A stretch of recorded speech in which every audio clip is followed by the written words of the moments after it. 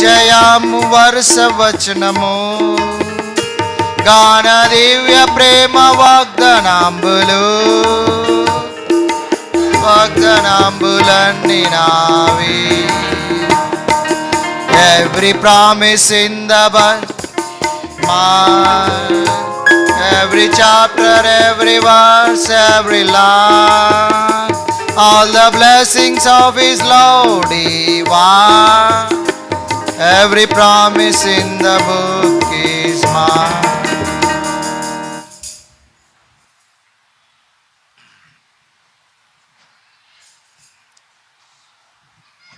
రెండు మనందరం కలిసి రెండు వాక్యాలు చదువుదాం. లూకాసు వార్త 23వ అధ్యాయము. Looks gospel 23rd chapter. లూకాసు వార్త 23వ అధ్యాయము 42-43 వచనాలు అందరం కలిసి చదువుదాం. లూకాసు వార్త 23వ అధ్యాయము 42-43 వచనాలు అందరం కలిసి చదువుదాం. ఆయనను చూచి, యేసు నీ రాజ్యంలోనికి వచ్చినప్పుడు నన్ను జ్ఞాపకం చేసుకొనమనెను. అందుకు ఆయన వానితో, నేడు నీవు నాతో కూడా పరదైసులో ఉందువని నిశ్చయముగా నీతో చెప్పుచున్నానెను. అదేవిధంగా మత్తయి సువార్త 18వ అధ్యాయము. మత్తయి సువార్త 18వ అధ్యాయము. Matthew's gospel 18th chapter 1st verse. మత్తయి సువార్త 18వ అధ్యాయము 1వ వచనం అందరం కలిసి చదువుదాం. మత్తయి సువార్త 18వ అధ్యాయము 1వ వచనం. ఆ కాలమున శిష్యులు యేసు వద్దకు వచ్చి, పరలోక రాజ్యంలో ఎవడు గొప్పవాడని అడుగగా. ప్రభు సాయం గురించి చిన్న ప్రార్థన చేసుకుందాం. ప్రేంగల ప్రభువా, గొప్ప దేవా, మీ పాదములకు వందములు. ఈ విధంగా విశేషంగా మీ పాసండడానికి మీరు ఇచ్చిన ఆదిక్కే వందములు ప్రభు. మరి ఈ విధంగా మీ పరిశుద్ధులతో ప్రభు మరి ఉదయకాలం కూడా ఈ విధంగా పరిచర్యలో ఉండడానికి మీరు ఇచ్చిన శ్రేష్టమైన ఆదిక్కే వందములు. సాయంకాల సమయం సంఘంగా ఈ విధంగా బైబిల్ స్టడీకి చేరి రావడానికి మీరు ఇచ్చిన శ్రేష్టమైన ఆదిక్కే వందములు ప్రభు. మరి మీ దాసుడు, తన కుటుంబం, బాధ్యత గల సహోదరులు, పెద్దలు, విశ్వాసులు, సహోదరులు, చిన్న బిడ్డలు, యవనస్తులు మేమందరం కలిసి ఈ విధంగా వాక్యం ధ్యానించడానికి మీరు ఇచ్చిన శ్రేష్టమైన ఆదిక్కే వందములు.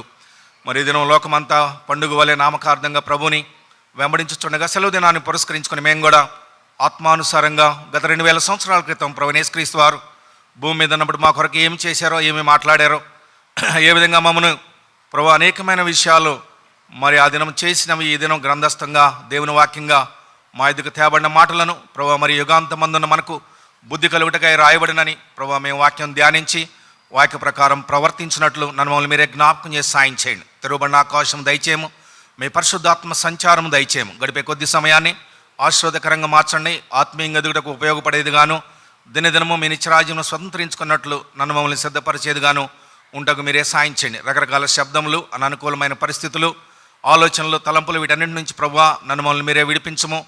మరి మేము ప్రభువైన యేసుక్రీస్తు వారిని చూచి ఆయన ద్వారా హెచ్చరించబడి ఆయనను వెంబడించి ఆయన ద్వారా మేలు పొందినట్లు జ్ఞాపకం చేసి సాయం చేయండి. ఇప్పటికే వచ్చిన వారిని బట్టి వందములు. మార్గంలో ఉన్న వారిని క్షేమంగా తీసుకురండి. అదేవిధంగా ఎవరైతే పోవాలా వద్దని అననుకూలమైన పరిస్థితులను బట్టి సందిగ్ధులు ఉన్నారు వారిని కూడా మీ సన్నిధికి నడిపించండి. ప్రభువా మీ ఆవరణంలో ఒక దినము గడుపుట 1000 దినముల కంటే శ్రేష్టమని ప్రభువా మీరు సెలవిచ్చిన మాటను జ్ఞాపకం చేసుకుంటూ నాకు కూడా కావలసిన మీ కృప కనికరములు కోరుకొంచు, మీ కరుణావాచలతను కోరుకొంచు ప్రభువా. మరోసారి మా సమయాన్ని మీరు ఆశీర్వదించి ప్రయోజనకరంగా చేయమని యేసుక్రీస్తు దివ్యమైన నామమున వేడుకొని ప్రార్థిస్తున్నాము తండ్రి, ఆమేన్.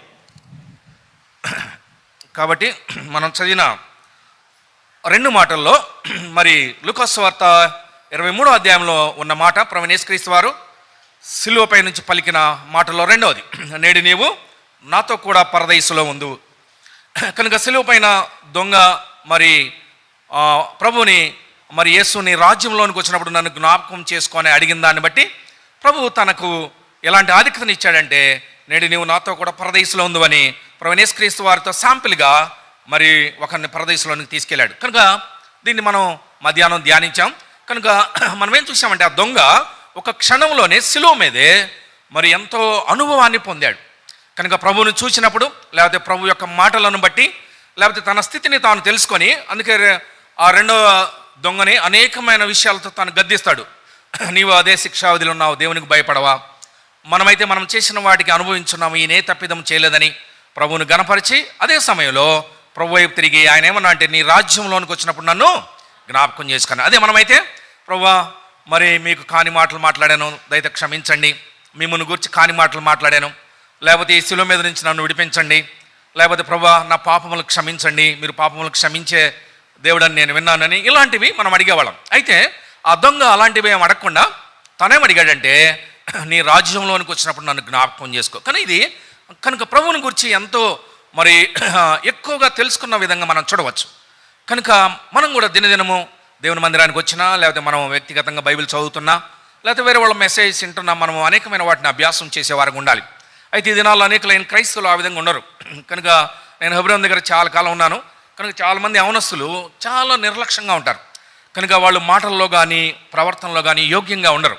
కనుక కాని మాట లేకపోతే అనవసరమైన మాటలు అవి మనల్ని శ్రేష్టమైన స్థానంలో తీసుకెళ్ళవు. అందుకే నిజంగా రక్షించబడిన వ్యక్తి తన జీవితమే వ్యత్యాసంగా ఉంటుంది.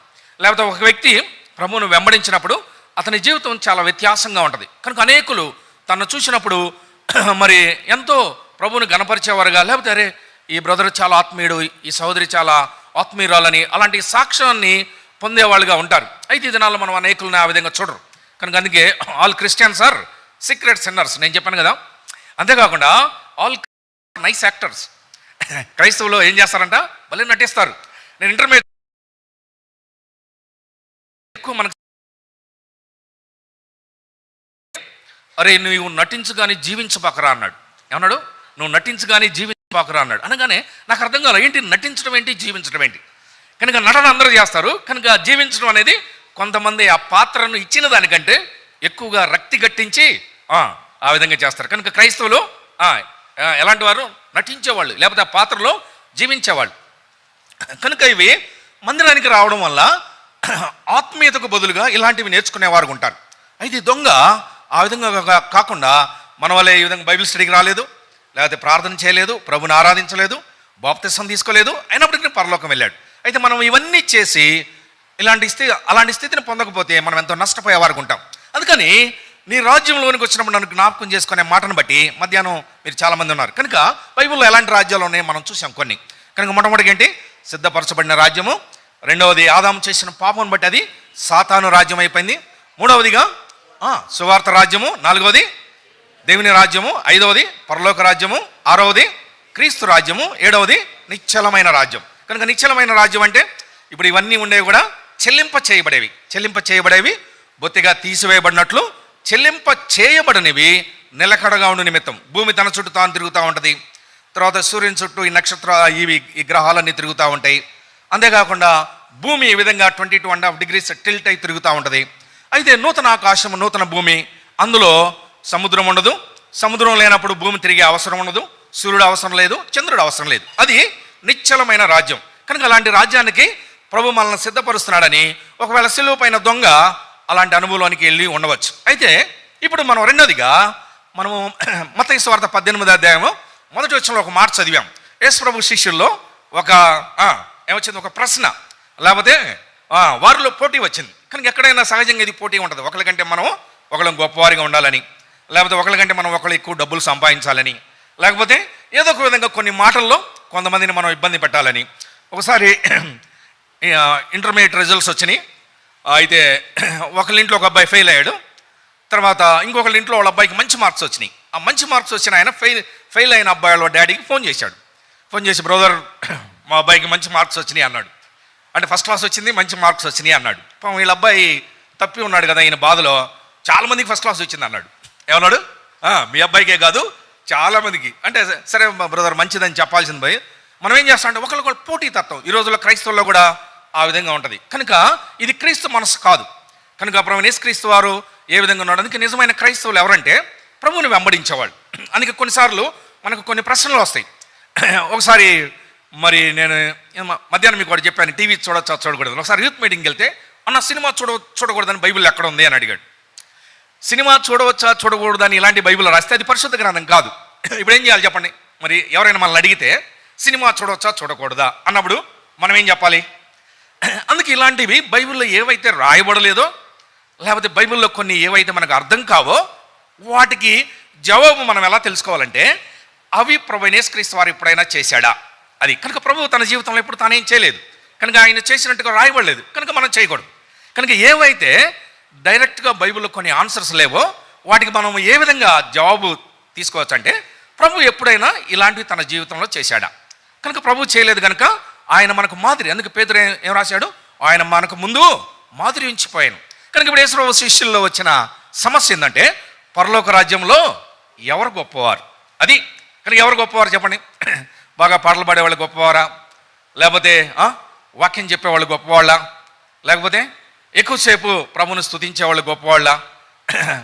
సాతానుడు ఆరాధన చేస్తాడా చేయడా? సాతానుడు ఏ విధంగా ఆరాధన చేశాడు? సర్వోన్నతుడైన దేవుని కుమారుడా. మనలో ఎంతమంది ఈ మాట వాడి మనము ప్రభుని ఆరాధన చేశాం? సరే, సాతానుడు ప్రార్థన చేస్తాడా చేయడా? సాతానుడు ఇన్స్టెంట్ ఆన్సర్. సాతానుడు మేము పందుల్లోకి వెళ్ళడానికి సాయం చేయని వేడుకున్నారు, వెంటనే ప్రభు పందుల్లో పాటించాడు. అంటే ప్రార్థించేవాళ్ళు, ప్రార్థనకి జవాబు పొందేవాళ్ళు, వాళ్ళు పరలోకం వెళ్ళేవాళ్ళని మనం చెప్పలేం. సాతానుడు మందిరానికి వస్తాడు రాడా? ఎక్కడుంది చెప్పండి. సాతానుడు మందిరానికి వస్తాడు రాడా?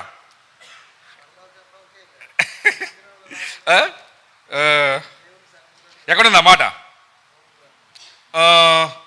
చూడండి,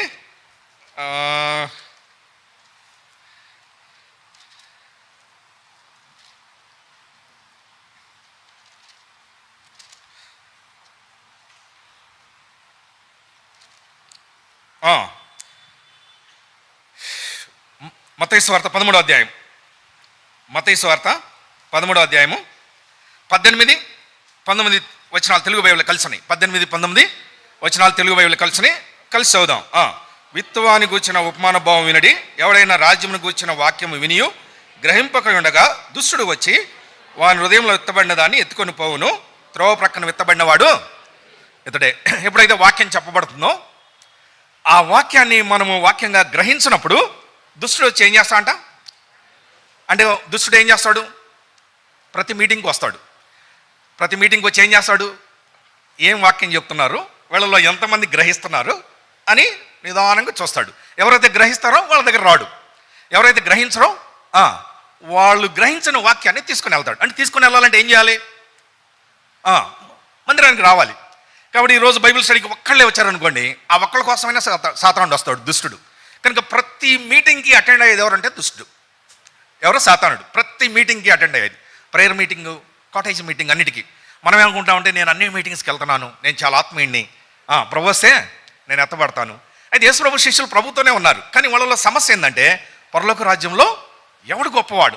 కనుక ఏమి చేస్తే మనం గొప్పవారు ఉండొచ్చు? చూడండి, బైబిల్లో కొన్ని విషయాలు ఉన్నాయి, ఒకదాని తర్వాత ఒకటి మనం చూద్దాం. చూడండి, మొట్టమొదటిగా చూడండి 11వ అధ్యాయం మత్తయి సువార్త 11వ అధ్యాయము 11వ వచనం. బైబిల్లో రమ్యమైన మాట. మత్తయి సువార్త 11వ అధ్యాయము 11వ వచనం అందరూ కలిసి చదువుదాం. స్త్రీలు కన్నవారిలో బాప్తీసం ఇచ్చి యోహాను కంటే గొప్పవాడు పుట్టలేదని నిశ్చయముగా మీతో చెప్పుచున్నాను. అయినను పరలోక రాజ్యంలో అల్పుడైన వాడు అతని కంటే గొప్పవాడు. కనుక ఇప్పుడు పరలోక రాజ్యంలో ఎవరు గొప్పవాళ్ళు? ఎవరైతే సామాన్యంగా పరలోక రాజ్యంలోకి ప్రవేశిస్తారో వారు బాప్తీసం ఇచ్చి యోహాను కంటే గొప్పవారు. చూడండి, ప్రభు ఏం చెప్పాడో, స్త్రీలు కన్నవారిలో బాప్తీసం ఇచ్చి యోహాను కంటే గొప్పవాడు లేడంట. కనుక ఈ భూమి మీద స్త్రీలు కన్నవారిలో బాప్తీసం ఇచ్చి యోహాను కంటే గొప్పవాడు లేడు. అయితే పరలోక రాజ్యంలో ఎవరైతే అల్పంగా ప్రవేశిస్తారో వారు బాప్తీసం ఇచ్చి యోహాను కంటే పరలోక రాజ్యంలో గొప్పవాడు. ఇప్పుడు మనం పరలోక రాజ్యంలో గొప్పవారంగా ఉండాలంటే ఏం చేయాలి? అట్లీస్ట్ మనం పరలోక రాజ్యంలో ప్రవేశించాలి. మనం ఏమనుకుంటాం? ఇవన్నీ నాకెందుకు బ్రదర్, పరలోక రాజ్యంలో ఒక మూల దొరికితే చాలు అనుకుంటాం. కనుక ఈ దినాల్లో ఆ విధంగా అనుకునేవాళ్ళు, లేకపోతే ఈ దినాల్లో పరలోకం వెళ్ళేవాళ్ళు చాలా తక్కువ. ఎందుకంటే మనం చూసే పరిస్థితులు ఇవన్నీ చూసినప్పుడు సంఖ్య సంపూర్ణమైపోయింది. మనకి ఇప్పుడు కష్టం శ్రమ ఏం లేదు. కనుక ఇప్పుడు నార్త్ ఇండియాలో మీరు చూడండి, లేకపోతే ఇప్పుడు ఉత్తరప్రదేశ్లో చూడండి. కనుక ఉత్తరప్రదేశ్లో ఎంతోమంది సేవకులు జైల్లో ఉన్నారు. వాళ్ళు ఏం చేయలేదు, ప్రభు నామాన్ని ప్రకటించారు. కనుక వారు పొందే శ్రమ కష్టము చాలా ఎంతో ఎక్కువైంది. కనుక అలాంటి వారికి పరలోక రాజ్యం ఉంటుంది, కానీ మనం ఇక్కడ ఏం చేయట్లేదు. కనుక మనము కూడా ఇప్పుడు ఒక వ్యక్తి జైల్లో ఉన్నప్పుడు ఏ విధంగా చేస్తాడో మనం కూడా జైల్లో లేకపోయినా ఆ విధంగా ప్రభువుని వెంబడించాలి. కనుక ఆ విధంగా వెంబడి ఒకవేళ మనం వెళ్ళవచ్చు. అయితే ఈ దినాల్లో మనము అంతా యాంత్రికం అయిపోయింది. అంతేకాకుండా అది అలవాటు అయిపోయింది అనమాట. టక్కన బైబిల్ తీసుకొని రావడం, బైబిల్ స్టడీ కూర్చోవడం, ఏదో 2-3 పాటలు పాడటం, వాక్యం వినడము, వెళ్ళటం. అయితే మనం ఆ విధంగా ఉన్నప్పుడు మనం పరలోక రాజ్యంలో ప్రవేశించే వారంగా ఉండం. కనుక అందుకే మధ్యాహ్నం మనం ఒక మాట చూసాం. కనుక ఇరుకు దూరమున ప్రవేశింప పోరాడి కనుక క్రైమ్ చెల్లించాలి ప్రభు కొరకు. కనుక మనం క్రైమ్ చెల్లించాలంటే మనం ఈ లోకంలో అనేకమైన వాటిని మనం వదులుకోవాలి. కనుక అంటే ప్రభు మార్గంలో రావాలి. అందుకే క్రీస్తు యేసునందు సద్భక్తి బ్రతుకును ఉద్దేశించేవారు హింస పొందుదురు. కనుక మనము ఈ గమనం కలిగి ఉండాలి. మనము ఇప్పుడు చాలామంది ఏం చేస్తారు, ఏమేమి ప్రవచనాలు నెరవేరినాయి, లేకపోతే ఇజ్రాయిల్ యుద్ధము, ఈ హమాస్ ఇప్పుడు ఏం జరుగుతుంది, తర్వాత ఏం జరుగుతుంది, ఈ ప్రవచనాలని చూసి యేసు ప్రభు రాకడిని వాళ్ళు ధ్యానించేవారు ఉంటారు. ఈ మౌత్ రేపు ఉంటుంది, కానీ మనం ఉంటాం లేదు, గ్యారంటీ లేదు. కనుక ఒకవేళ ఈ దినం చనిపోతే మన పరిస్థితి ఏంటి, ఈ దినం చనిపోతే. కనుక ఆ విధంగా మనం ఏం చేయాలంటే దేవుని రాజ్యం కొరకు సిద్ధపరచబడాలి. నేను ఎవరితో అయినా నాకు సరైన సంబంధం ఉందా లేదా, లేకపోతే నేను దూషించానా.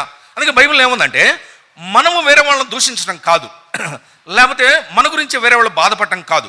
మనం ఎప్పుడైతే దేవునికి అర్పణ అర్పిస్తామో కనుక వేరే వాళ్ళు ఎవరైనా మన గురించి బాధపడ్డారు లేకపోతే నొచ్చుకున్నారని మనకు జ్ఞాపకం వస్తే, అంటే అతనితో సంబంధం లేకుండా మనకే జ్ఞాపకం వస్తే ప్రభు ఏం చెప్పాడు, ఈ అర్పణను మనము ఆపేసి ఇలా ఆయనతో సరిచేసి వచ్చి అప్పుడు అర్పణ ఇమ్మన్నాడు. కనుక ఈ విధంగా మనం పరీక్షించుకుంటా పోతే మనము మరి ఆ స్థాయికి మనం వచ్చేవాళ్ళంగా లేం.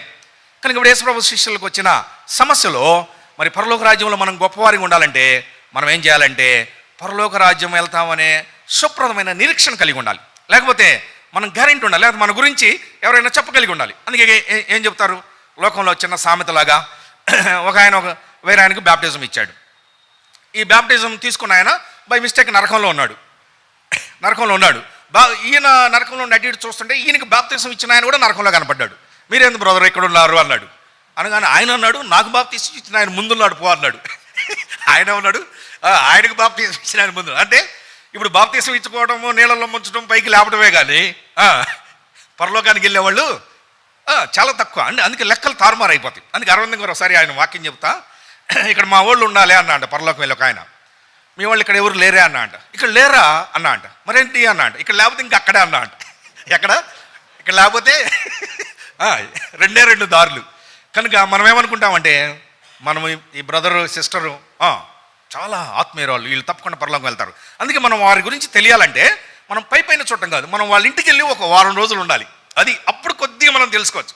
వాళ్ళ ఇంటికి వెళ్ళి వాళ్ళ ఇంట్లో వారం రోజులు ఉంటే భార్య భర్త ఏం చేస్తారు, వాళ్ళిద్దరు ఏ విధంగా మాట్లాడుకుంటారు, పిల్లలు ఎలా ఉంటారు, అందరు కలిసి ఎలా ఫ్యామిలీ ప్రేయర్ చేసుకుంటారు, లేకపోతే ఏదైనా సమస్య వచ్చినప్పుడు ఆ సమస్య నుంచి ఎలా వాళ్ళు బయటకు వస్తారు, ఇవన్నీ కూడా వాళ్ళని మనం చూడవచ్చు. అందుకే మనం ఏం చేస్తాం, పైన చూసేవారికి ఉంటాం, పైన చూసి పైన రిపోర్ట్లు. కానీ ఇప్పుడు పరలోక రాజ్యంలో గొప్పవారంగా ఉండాలంటే ఏదో ఒక విధంగా మనం నిజంగా మారుమనసు పొంది ఉండాలి.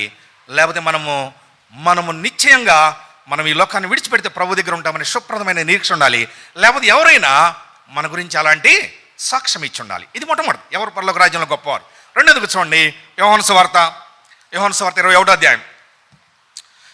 యోహాను సువార్త 20వ అధ్యాయము. యోహాను సువార్త 20వ అధ్యాయము 27, 28 వచనాలు. యోహాను సువార్త 20వ అధ్యాయము 27, 28 వచనాలు, 28, 29 కూడా చదువుదాం. 27, 28, 29. తర్వాత తోమాను చూచి, నీ వేలిటి చాచి నా చేతులు చూడుము, నీ చేయి చాచి నా పక్కలో ఉంచి అవిశ్వాసివి కాక విశ్వాసివై ఉండుమన్ను. అందుకు తోమ ఆయనతో, నా ప్రభువా నా దేవనెను, యేసు నీవు చూచి నమ్మితివి, చూడక నమ్మిన వారు మరిధన్యులని అతనితో చెప్పాను. యేసు ప్రభు శిష్యుల్లో ప్రభువుగా గణపరిచిన నా ప్రభువా నా దేవ అంటే ఇది పరలోక సంబంధమైనది. నా ప్రభువా నా దేవ, ఆయన ప్రభువును అదేవిధంగా దేవుడు. కనుక ఇప్పుడు ఆ సందర్భంలో యేసు ప్రభు తోమతో ఏమన్నా అంటే, చూచి నమ్మిన వానికంటే చూడక నమ్మిన వారు మరిధన్యులు. యేసు ప్రభు ఎలా ఉంటాడు మనకు తెలుసా? ఈ రోజులు ఏదో ఫోటో వేస్తారు, ఏదో జుట్టు ఉన్నట్టు. ప్రభు ఎలాంటి వాడు అంట, 10,000 మందిలో అతన్ని గుర్తించవచ్చు అంట. నా ప్రియుడు ధవళవర్ణుడు రత్నవర్ణుడు. 10,000 మందిలో ప్రభు యేసుక్రీస్తు వారు వ్యత్యాసంగా ఉంటాడంట. ఇప్పుడు 10,000 మందిలో వ్యత్యాసంగా ఉండేవాడిని ఏ చిత్రకారుడు కూడా గీయలేడు. కనుక మనం ప్రభువుని చూడలేదు, లేకపోతే మనం ప్రభుతో కలిసి తినలేదు, మనం ప్రభుతో మాట్లాడలేదు, ప్రభు ఎలా ఉంటాడో తెలియదు, ఆయన ఏ విధంగా ప్రార్థన చేస్తాడో తెలియదు. అందుకే ఒకసారి యేసు ప్రభు శిష్యులు ఏం చేశారంటే ప్రభుతో మాట్లాడాలి, లేకపోతే ప్రభుతో సంబంధం కలిగి ఉండాలనుకున్నారు. అలా చూడగానే ప్రభు ఒక చోట ప్రార్థన చేస్తూ ఉన్నాడు. కనుక వీళ్ళు చూస్తూ ఉన్నారు, ఆయన ప్రార్థన చేస్తూ ఉన్నాడు, వీళ్ళు చూస్తూ ఉన్నారు, ఆయన ప్రార్థన చేస్తూ ఉన్నాడు. సరే, ప్రార్థన ముగించగానే వాళ్ళు వచ్చేమన్నారు, ప్రభు మరి యోహాను తన శిష్యులకు ప్రార్థన నేర్పినట్టు మాకు కూడా ప్రార్థన నేర్పమన్నాడు. కనుక ఆ విధంగా ప్రభు ఎలా ప్రార్థన చేస్తాడో మనకు తెలియదు. అందుకే ఇప్పుడు జరిగిన భక్సింగ్ గారి గురించే వాళ్ళు మేము ఆయనతో మాట్లాడాము, ఒక ఆమె చెప్పేది, ఆమెతో భక్సింగ్ గారు తెలుగులో మాట్లాడేవాడంట, ఏమ్మా బాగున్నారా అని. కనుక అది ఇంకెలా ఉంటుంది, నా దగ్గర భక్సింగ్ గారు ఇన్ని క్యాసెట్లు ఉన్నాయి, ఇంతకుముందు వాక్మెన్ ఇట్లా అయినది. ఓ దాంట్లో భక్సింగ్ గారు అన్నాడు, నువ్వు బంగారావు అయినా సోన్ రావు అయినా అన్నాడు. ఏమన్నాడు అంటే భక్సింగ్ గారు తెలుగు కూడా వచ్చని దీన్ని బట్టి అర్థమైంది. తర్వాత రెండోది ఏమన్నాడు, నువ్వు కావిట్ అయినా సెట్ అయినా అన్నాడు. అంటే కావిట్లని సెట్లు అంటారని ఆయనకు తెలుసు కాబట్టి తెలుగు రాదనుకోవద్దు. నువ్వు మాలైనా మాదిగైనా అన్నాడు. క్యాస్టులు కూడా తెలుసు, అంటే వీళ్ళిద్దరే కొట్టుకునేది. కనుక ఆ విధంగా మరి భక్సింగ్ గారి గురించి, అరే భక్సింగ్ గారితో మనం మాట్లాడలేదు, లేకపోతే ఆయన స్వరం వెళ్ళలేదు, లేకపోతే ఆయనతో ఒక రోజు మనం కలిసి ఉండలేదు, ఉంటే ఎలా ఉండేది అని అనుకుంటుంటేనే మరి శిష్యులు ప్రభుతో ఉండి ఇప్పుడు ఈ తోమాని ఏమన్నా అంటే చూచి నమ్మిన వానికంటే చూడక మనమందరం చూడలేదు, కానీ మనందరం ఇప్పుడు తోమా కంటే శ్రేష్టమైన విధానంలో నమ్మితే మనము పరలోక రాజ్యంలో తోమా కంటే గొప్పవారు. అర్థమైందా? అంటే ఏం చేయాలి, మనము చూడకుండానే అదే విశ్వాసం. కనుక నిరీక్షింపబడి వాటి యొక్క నిజ స్వరూపం, పరలోకం ఉందా లేదా, నరకం ఉందా లేదా, ఇవన్నీ తెలియదు, లోకస్తుని కూడా తెలియదు. కనుక మనం కూడా చూడలేదు, కానీ మనము దేవుని వాక్యం ద్వారా, ప్రభు మన జీవితంలో కలిగించిన రక్షణ ద్వారా, దినదినము ఆయన నడిపించే విధానాన్ని బట్టి ఆయన ఉన్నాడు, దేవుడు నిజమైన వాడు. అంతేకాకుండా ఆయనకి మరి ఒక రాజ్యం ఉంది, లేకపోతే పరలోకం ఉంది, నరకం ఉంది అనేవి మనం గ్రహించి వీటన్నిటిని బట్టి మనం ఆయన వెంబడించే వారు ఉంటాం. కనుక రెండవదిగా మరి యేసు ప్రభు శిష్యులకు వచ్చిన సమస్యలో, మరి ఏదైతే సిలువ పైన ఉన్న దొంగకి లేని సమస్య ఏదైతే శిష్యులకు వచ్చిందో దాంట్లోంచి మనం బయటకు రావాలంటే, లేకపోతే మనం పరలోక రాజ్యంలో గొప్పవారిగా ఉండాలంటే రెండవది ఏం చేయాలంటే నమ్మాలి. అది తప్పక నమ్మాలి. అందుకే చాలామందికి వాక్యంలో అనేకమైన అనుమానాలు ఉంటాయి. అందుకే వాక్యాన్ని వాక్యంగా అర్థం చేసుకోలేకనే ప్రాబ్లమ్స్. మీ అందరూ తెలుసు, మరి కొంతమంది ఉన్నారు, వాళ్ళు ట్యాబ్లెట్స్ వేసుకోరు. వాళ్ళకి ఏదైనా రోగం వస్తే ట్యాబ్లెట్స్ వేసుకోరు. ఎందుకు వేసుకోరు అని అంటే వాళ్ళు ఏం చెప్పారంటే బైబిల్లో వేసుకోవద్దని ఉంది, బైబిల్లో వేసుకోవద్దని ఉందే అన్నారు. ఉందా బైబిల్లో ట్యాబ్లెట్స్ వేసుకోవద్దని? ఉందా లేదా? లేని దాన్ని ఉన్నట్టుగా చూశారు. అంటే వాక్యాన్ని వాక్యంగా అర్థం చేసుకోవాలి. కనుక ఎక్కడుందో మనం చదువుదాం. హెబ్రీయులు రాసిన పత్రిక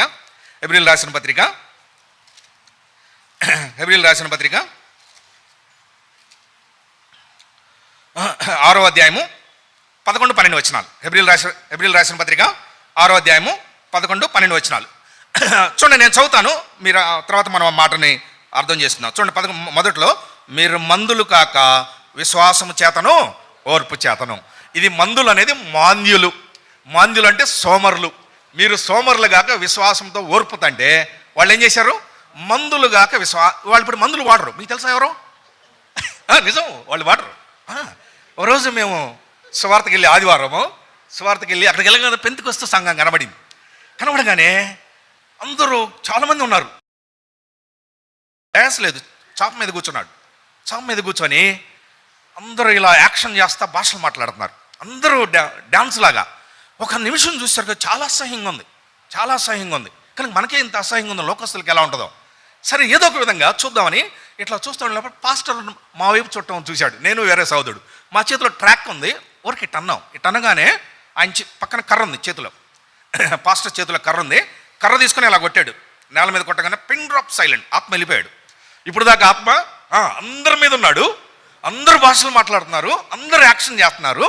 కానీ పాస్టర్ గారు కర్ర తీసుకొని నేల మీద కొట్టగానే ఆత్మ అయిపోయి సైలెంట్ అయిపోయాడు. కానీ ఇప్పుడు ఆత్మ ఎక్కడుంది? కర్రలో ఉంది. పరిశుద్ధ ఆత్మ మన ఫెలోషిప్లో తప్ప ఎక్కడా లేదు. నేను చెప్పగలను, నేను కళ్ళతో చూశాను. నాకు హార్ట్ అటాక్ వచ్చి దాన్ని నాకు భయం వేసింది. నేను ఇంతకుముందు హెబ్రోన్ దగ్గర చాలా కాలం క్రితం 2005 ఆ టైంలో నేను హెబ్రోన్ దగ్గర ఉండేవాడిని. నాతో పాటు ఒక అబ్బాయి రూమ్లో ఉండేవాడు. ఆ అబ్బాయి ఐఏఎస్ ప్రిపరేషన్ కోసం వచ్చి నేనేం చేశానంటే, మన ఫెలోషిప్ కాదు, ఈ ఆర్ఆర్కే మూర్తి గారి ఫెలోషిప్ అబ్బాయి. అయితే నేను అన్నాను ఆ అబ్బాయికి, బ్రదర్ మీరు హెబ్రోన్ పక్కనే ఉంది కదా, ఈరోజు మీరు ఆదివారం జస్ట్ రండి మీరు ఆరాధనకి, మేము ఎలా ఫాలో అవుతాం మీరు ఒకసారి చూడండి అంటే తప్పకుండా వస్తానన్నా అన్నాడు. వచ్చాడు. ఆ అబ్బాయి ఏమన్నా అంటే, అయితే మీరు సాయంత్రం మాది ఆర్ఆర్కే గారి మీటింగ్ ఒకటి ఉంది, మీరు అక్కడికి రావాలి అన్నాడు. ఇక్కడ హైదరాబాద్లో. అయితే నేను అన్నా సరే వస్తానన్నా. ఆ రోజు వచ్చాడు, మన ఆరాధన మన పద్ధతి అంతా చూశాడు, చాలా బాగుంది బ్రదర్ అన్నాడు. సరే, ఆయనకి నేను మాట ఇచ్చానుగా, సాయంత్రం మేము ఇద్దరం వెళ్ళాం. కొద్దిగా లేట్కి వెళ్ళేసరికి మాకు లాస్ట్ చైర్సే ఉన్నాయి, చైర్స్ మీద కూర్చున్నాం. ఆర్ఆర్కే మూర్తి గారు ఉన్నారు. తర్వాత చాలా కాలం క్రితం జరిగింది. అందరూ చాలామంది పాస్టర్స్ ఉన్నారు, అంతా చైర్స్ మీద కూర్చున్నారు. సరే, ఆయన వాళ్ళు ఏదో సువార్త క్యాంపెయిన్ లాగా రకరకాల ప్రదేశాల్లో సువార్త చెప్పడం, దాని గురించి చెప్తా ఉన్నారు. ఇప్పుడు వాళ్ళు ఏంటంటే హైదరాబాద్లో ఎవరెవరు ఎంత సేవ చేశారని ఒక ఆయన ఇంట్రడక్షన్ ఇస్తా వచ్చాడు. ఎవరెవరు ఎంత సేవ చేశారని ఒక ఆయన గురించి చెప్పాడు, ఆయన ఎంత సేవ చేశాడని చెప్పాడు, ఇట్లా 5-6 గురించి చెప్పాడు, తర్వాత ఇంకా కొంతమంది వాళ్ళకి తెలిసిన వాళ్ళ గురించి చెప్పాడు. చెప్పి ఇక వేరే టాపిక్ వెళ్ళబోతున్నాడు. వేరే టాపిక్ వెళ్ళబోతా నేను మర్చిపోయాను, దైవజనుడు భక్సింగ్ గారు కూడా హైదరాబాద్లో ఎంతో సేవ చేశాడు అనగానే కుర్చీల మీద ఉన్న వాళ్ళందరూ ఒక్కసారి లేచి 2 చేతులు పైకెత్తి ప్రైజ్ ద లార్డ్ హల్లెలూయా అన్నారు. వాళ్ళకి ఎవరు చెప్పారు ఆ విధంగా చేయమని? చెప్పండి. భక్సింగ్ గారి పేరు అనగానే వాళ్ళకి ఏమొచ్చింది? ఆత్మ వచ్చింది. ఒకవేళ మీరందరూ, ఇప్పుడు నేను భక్సింగ్ గారి పేరు చెప్తాను, మీరందరూ లేచి నిలబడండి, 2 చేతులు పైకెత్తండి, ప్రైజ్ ద లార్డ్ హల్లెలూయా అని అన్నా కానీ ఆ విధంగా అనలేరు. ఆశ్చర్యపోయాను నేను. వాళ్ళకి సంబంధించిన సేవకుల గురించి, వాళ్ళ పరిచర్య గురించి చెప్తుంటే అందరూ నోరు తెరుచుకుని వింటా ఉన్నారు. ఇంకా వేరే టాపిక్ వెళ్ళబోయి జస్ట్ దైవజనుడు భక్సింగ్ గారి పేరు చెప్పగానే అందరూ ఒకేసారి లేచారు. కుర్చీ మీద నుంచి 2 చేతులు పైకెత్తారు, గట్టిగా ప్రైజ్ ద లార్డ్ హల్లెలూయా అని అరిచారు. ఇప్పుడు ఆత్మ ఎక్కడ ఉంది? కనుక మనము వాక్యంగా అర్థం చేసుకోలేనందువలన మనం నష్టపోయేవారు ఉంటాం. కనుక ఆ విధంగా మనం చూడని వాటిని దేవుని వాక్యం ద్వారా చూచిన విధంగా, లేకపోతే ఇది అక్షరాలు ఉంది అందుకే దైవజనుడు ప్రతి మాట నమ్మేవాడంట. చాలా చాలా ఆశ్చర్యం. కనుక అందుకే భక్సింగ్ గారు డబుల్ బీటెక్ చేశాడు. ఈ రోజులో మనం ఒక్క బీటెక్ చేస్తేనే మనం వేరే వాళ్ళని చూడం, అర్థం కదా? లేకపోతే నా అంత గొప్ప వాళ్ళు లేరు అనుకుంటాం. లేకపోతే ఇప్పుడు బెంగళూరులో తెలుసా అంత యంగ్స్టర్స్ 22, 23, 24, 25 మంచి శాలరీస్. వాళ్ళు వర్క్ ఫ్రమ్ హోమ్ అంటే ఇంట్లో వర్క్ చేయరు, ఒక మంచి రెస్టారెంట్కి వెళ్ళి ఆడ కూర్చొని వర్క్ చేస్తూ ఉంటారు. చికెన్లు మటన్లు తింటా అబ్బాయిలు అమ్మాయిలు కలిసి. చూడండి లోకం ఎలా ఉందో. కనుక మనలో క్రైస్తవులను కూడా చాలామంది ఆ విధంగా ఉంటాం. కానీ ఆ విధంగా కాకుండా మనం వాక్యంగా నమ్మేవారు ఉండాలి. కనుక వాక్యంగా నమ్మినప్పుడు మన జీవితం వ్యత్యాసంగా ఉండదు. చూడండి, మనకిచ్చిన ప్రభు ఆధిక్యత. మధ్యాహ్నం మీకు ఒక మాట చెప్పాను, శరీరంలో రుచి చూచి అవయమేది. మీరు ఇల్లు లోకల్స్ చెప్పండి, నవ్వుకుంటారు. అంగిలి ఆహారంలో రుచి చూస్తుందంటే మనల్ని పిచ్చోళ్ళు అంటారు గ్యారంటీగా. క్రైస్తవులు అలాంటి వారి లోకానికి. కనుక నాలుక కాదు, నాలుక చాలా పనులు చేస్తుంది. ఒకవేళ నాలుక కొంత సపోర్ట్ చేయొచ్చు, కానీ ఆహారంను రుచి చూసేది అంగిలి. కావాలంటే మీరు షుగర్ని టెస్ట్ చేయండి, ఇంటికి వెళ్ళి నాలుక మీద వేసుకోండి, అంతే అంగిలికి తగలకుండా ఉంచండి. ఎప్పుడైతే పైన తగులుతుందో అప్పుడు దాని యొక్క మాధుర్యం, దాని టేస్ట్ వస్తుంది. అంతేకాకుండా నాలుక మీదుగా మీ అందరూ తెలుసు, చదువుకున్న వాళ్ళకి సైనైడ్ని కనిపెట్టినాడు, టేస్ట్ చూద్దామని అలా తాకాడు, చనిపోయాడు. అంటే ఇప్పుడు నాలుక మీద అది అరిగి లేకపోతే శరీరంలో కలిసిపోయి మళ్ళీ రక్తంలో ప్రవేశించే విధానం కూడా ఉంది, కానీ రుచి చూచేది అంగిలి. కనుక ఇప్పుడు తోమా ఏం చేశాడు? ప్రభువుని చూచి, ప్రభువుతో ఉండి, ప్రభువుని వెంబడించి చివరికి నమ్మలేకపోయాడు. శిష్యులతో నేను ఆయన గాయంలో చేయి పెడితేనే కానీ నేను నమ్మను అన్నాడు. ఆయన కొరకు ప్రత్యేకంగా ప్రభు ఏం చేశాడు? మళ్ళీ బయలుపరుచుకున్నాడు. అప్పుడు తోమా ఏమన్నా అంటే, నా ప్రభువా నా దేవా, కనుక చూచి నమ్మిన వానికంటే చూడక నమ్మిన వారు ధన్యులు. కనుక మొట్టమొదటి ఎవరు పరలోక రాజ్యంలో గొప్పవారంటే, మనము నిజంగా మారుమనసు పొంది నిజమైన క్రైస్తవ జీవితం జీవిస్తాను, నేను తప్పకుండా పరలోకం వెళ్తాను అనేవాళ్ళు బాప్తిస్మ ఇచ్చే యోహాను కంటే గొప్పవాళ్ళు. రెండవదిగా వాక్యముగా నమ్మి, లేకపోతే అనేకమైన చూడని సంగతులను నమ్మి తోమా వలె అవిశ్వాసులం కాకుండా విశ్వాసంతో సమస్తము దేవుని వాక్యంగా 100% నమ్మిన వాళ్ళు పరలోక రాజ్యంలో అనేకుల కంటే గొప్పవారు. ఇది రెండవది. మూడవదిగా చూడండి, మత్తయి సువార్త 18వ అధ్యాయం, మాథ్యూస్ గాస్పెల్ 18th చాప్టర్. మత్తయి సువార్త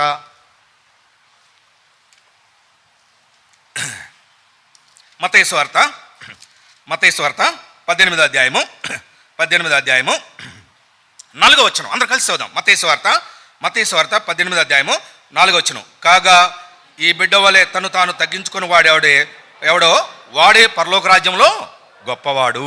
మూడోది, ఎవరు పరలోక రాజ్యంలో గొప్పవారు? చిన్న బిడ్డ వలె తమను తాము తగ్గించుకునేవాళ్ళు. చిన్న బిడ్డలు ఎలా ఉంటారు? అందుకే బైబిల్ రాయబడింది చూడండి, కొరింథీయులకు రాసిన మూడో పత్రిక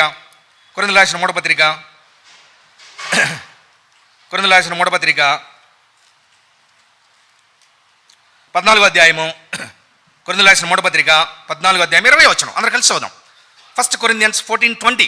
కొరింథీయులకు రాసిన మూడో పత్రిక 14వ అధ్యాయము 20వ వచనం. సహోదరులారా, మీరు బుద్ధి విషయమై పసిపిల్లలు కాక దుష్టత్వం విషయమై శిశువులుగా ఉండుడి, బుద్ధి విషయమై పెద్దవారులై ఉండుడి.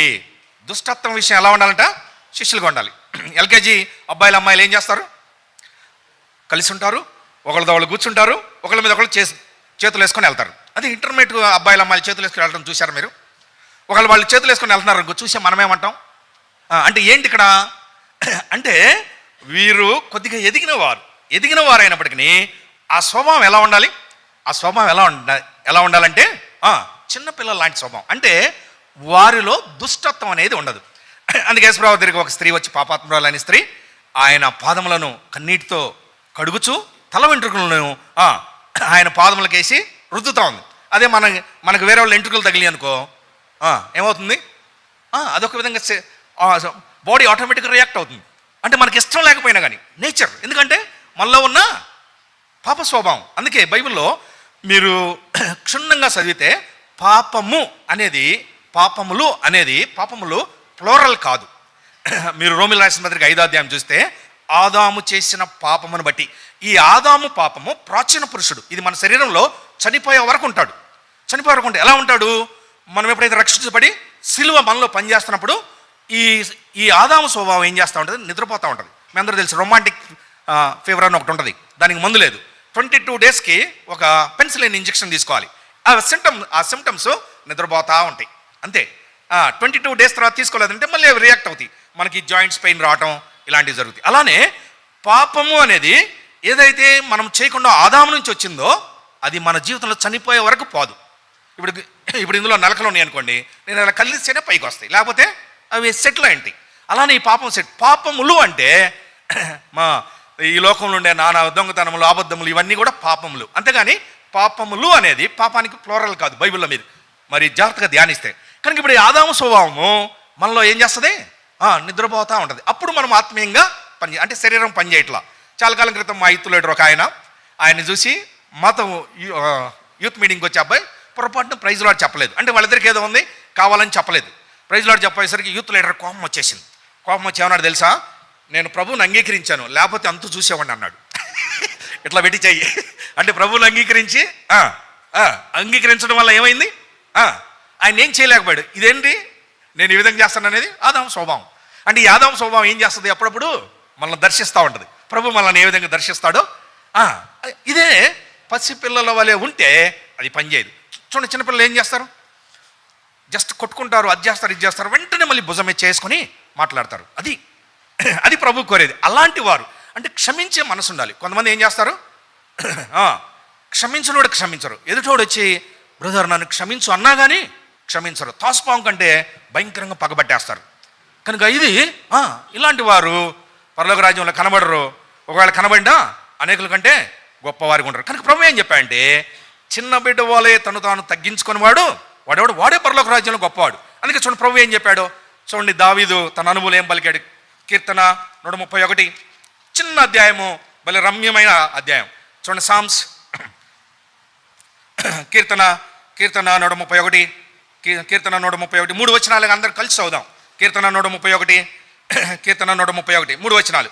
యెహోవా నా హృదయము అహంకారం గలది కాదు, నా కన్నులు మీద చూచినవి కావు, నాకు అందని వాటైనను గొప్ప వాటి ఎందైనా నేను అభ్యాసం చేసుకుంటలేదు. నేను నా ప్రాణమును నిమలపరుచుకొని ఉన్నాను, సముదాయించుకొని ఉన్నాను.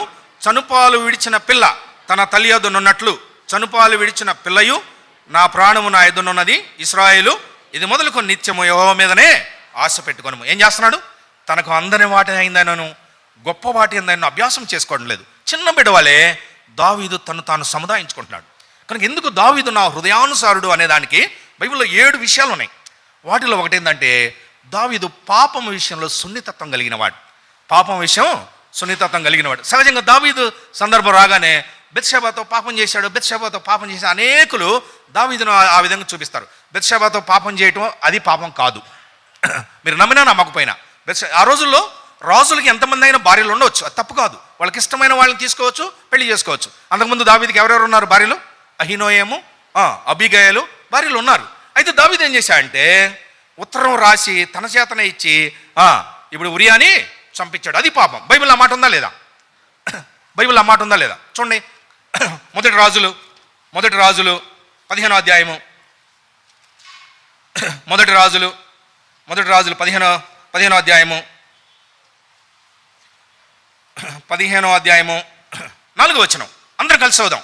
మొదటి రాజులు 15వ అధ్యాయము 4వ వచనం. దావీదు హిత్తీయుడైన ఉరియా సంగతి యందు తప్ప తన జీవిత దినములన్నీ యెహోవా దృష్టికి యథార్థముగా నడుచుకొనుచు యెహోవా అతనికి ఇచ్చిన ఆజ్ఞల్లో దేని విషయమందను తప్పిపోకుండాను.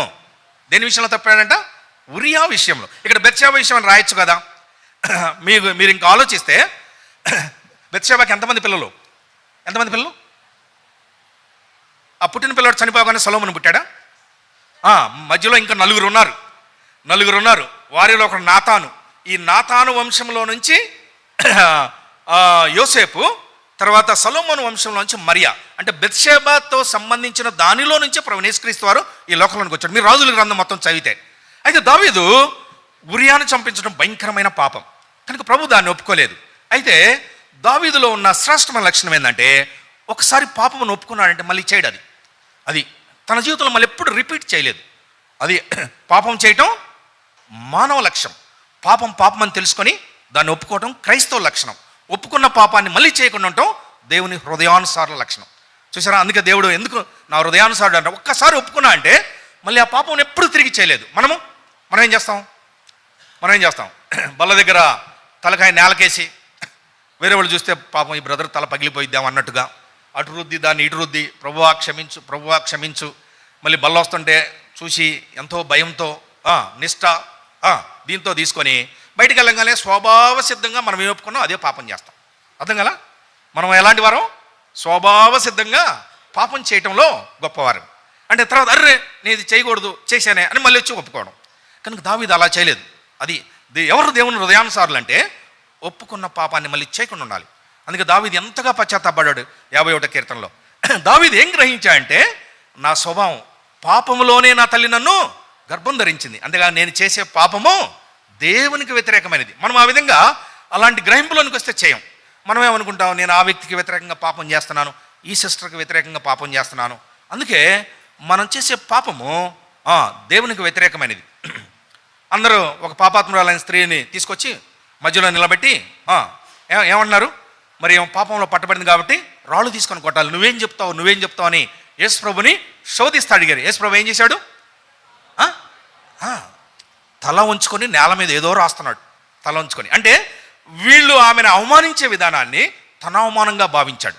కనుక మనం ఇతరులను అవమానిస్తే యేసు ప్రభుని అవమానించినట్టు. వాళ్ళందరూ వెళ్ళిపోయిన తర్వాత తలెత్తాడు. మధ్యలో ఒకసారి తలెత్తి ఈ మాట అన్నాడు, మీలో పాపం లేనివాడు మొట్టమొదట రాయేమన్నాడు. మళ్ళీ తల దించుకున్నాడు. వాళ్ళందరూ వెళ్ళినప్పుడు ఆమెను ఏమన్నాడు? అమ్మ అన్నాడు. వాళ్ళు ఏమంటున్నారు?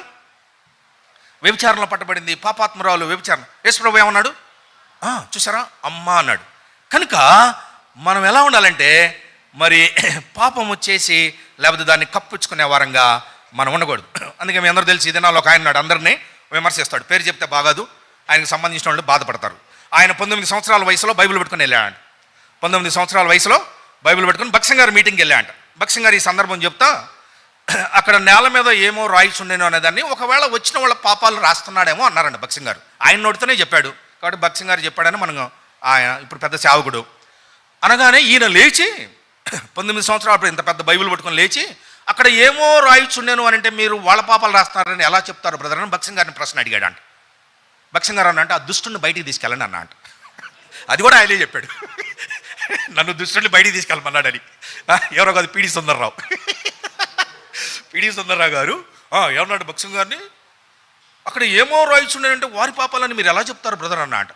అనగానే బక్సింగ్ గారు ఆ దుష్టుని బయటికి తీసుకెళ్ళాలని పెద్దలు ఉంటారు కదా, వాళ్ళు పట్టుకొని ఇటు కాదులే బ్రదర్ రండి అని బయటికి తీసుకెళ్లారని. కనుక మీ అందరూ తెలుసు ఆయన్ని జైశాలి అని ఎందుకు అంటారు తెలుసా తెలీదా? జైశాలి అని ఎందుకు పెట్టుకున్నాడు? అహ్మద్ దీదాద్ అని ఒక ఆయన ఉన్నాడు. ఈ అహ్మద్ దీదాద్ అనే ఆయన గుజరాత్ ఆయన. ఈయన అక్కడికి వెళ్ళి ఎక్కడికి సౌత్ ఆఫ్రికా వెళ్ళి అక్కడ ఒక ఈ ముస్లిం ఆర్గనైజేషన్ పెట్టాడు. ఫ్రీగా ప్రపంచానికి ఈ ఖురాన్ని సప్లై చేయటం ఇవన్నీ. ఆయన అనేకులతో డిబేట్ చేస్తూ ఉంటాడు. అయితే ఈయనకు ఊరికి ఉత్తరాలు రాయటం అలవాటు. ఎవరికి? మన సేవకునికి. అది బక్సింగ్ గారి చేత తిట్లు తిన్న సేవకునికి.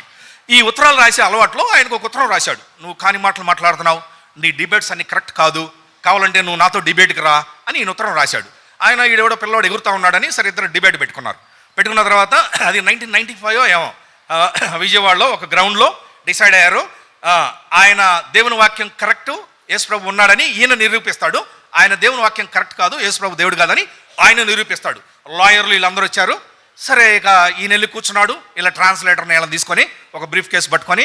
అయితే ఆయనకి ముస్లిమ్స్ ఏం చెప్పారంటే, అరే వాడెవడో ఆల్రెడీ వచ్చి కూర్చున్నాడు, ఈయన కూడా వచ్చాడు, అహ్మద్ దీదాద్ వచ్చిన తర్వాత వాడెవడో వచ్చి కూర్చున్నాడు, నువ్వు పొరపాటును ఓడిపోతే మేము తలెత్తుకోలేము, ఎట్టకొట్ట ఆ సమయాన్ని కొద్దిగా తప్పించేసే అన్నాడు.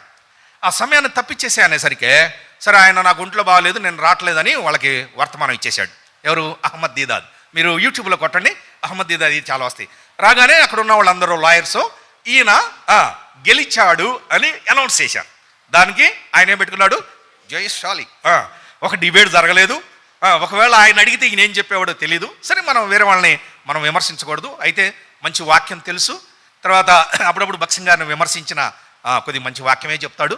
కాబట్టి మనం అలాంటి వాడిని ఏమనుకోవద్దు. అయితే ఈ అహ్మద్ దీదాద్కి తర్వాత ఎలాంటి జబ్బు వచ్చిందంటే కళ్ళు తప్ప బాడీలో ఏమీ పనిచేయవు. చూసారా ఎలాంటి జబ్బు వచ్చిందో? కళ్ళు జస్ట్ మూసుకుంటే తెరుచుకుంటే అంతే. మాట్లాడలేడు, చేత్తో రాయలేడు. నేను పొరపాటున యేసుప్రభుని దూషించాను, ప్రభా నన్ను క్షమించని. బాడీలో ఏ పార్ట్ పనిచేయదు. ఆ విధంగా 10 years బెడ్లో ఉండి చనిపోయాడు అహ్మద్ దీదాద్. అందుకే దేవునితో పెట్టుకోవడం మహాభయంకరం. మనం కాని విషయాలు, కాని సంగతులు, మనం గర్వము, అహంకారము. దావీదు ఏమన్నాడు? నా మనసు ఎలాంటిదంటే, లేకపోతే నా దృష్టి నాకు అందని వాటిందైనను గొప్ప వాటి అందని నేను అభ్యాసం చేయట్లేదు. చిన్నపిల్లవలే నన్ను నేను సముదాయించుకుంటున్నాను. కనుక దావీదు పాపం విషయంలో లేకపోతే చిన్న బిడ్డ వలె చూడండి. అందుకే ఈ అధ్యాయం రాశాడు, యాత్రా కీర్తన. చూడండి ఎలా రాశాడు. 3 వచనాలు ఉన్నా ఎంతో మర్మయుక్తమైంది. కనుక ఇది నాలో మనము గర్వము, అహంకారము ఇవి దైవికమైన లక్షణాలు కావు. కనుక ఇలాంటివి ఉన్నవారు పరలోకంలో గొప్పవారు కాదు, పరలోకం వెళ్ళలేరు. కనుక మనం ఏం చేయాలంటే చిన్న బిడ్డల వలె మళ్ళీ మనము తగ్గించుకోవాలి. కనుక క్రీస్తు మనసు కలిగి ఉండాలి, కనుక దీనత్వం కలిగి ఉండాలి. అప్పుడు మనం పరలోక రాజ్యంలో గొప్పవారికి ఉంటాం. కనుక మొట్టమొదటిగా ఏం చేయాలి? పరలోక రాజ్యం వెళ్తే మనము బాప్తిసం ఇచ్చే యోహాను కంటే గొప్పవారం. రెండోది చూచి నమ్మిన వానికంటే చూడక నమ్మిన అంటే తొమ్మ కంటే గొప్పవారం. మూడోది చిన్న బిడ్డల వలె మనం తగ్గించుకున్నప్పుడు పరలోక రాజ్యంలో మీలో ఎవడైతే ఈ విధంగా తగ్గించుకుంటాడో వాడు గొప్పవాడని ప్రభు శిష్యులకు చెప్పాడు. ఇది మూడోది. నాలుగోదిగా చూడండి, పేతురు రాసిన 3వ పత్రిక.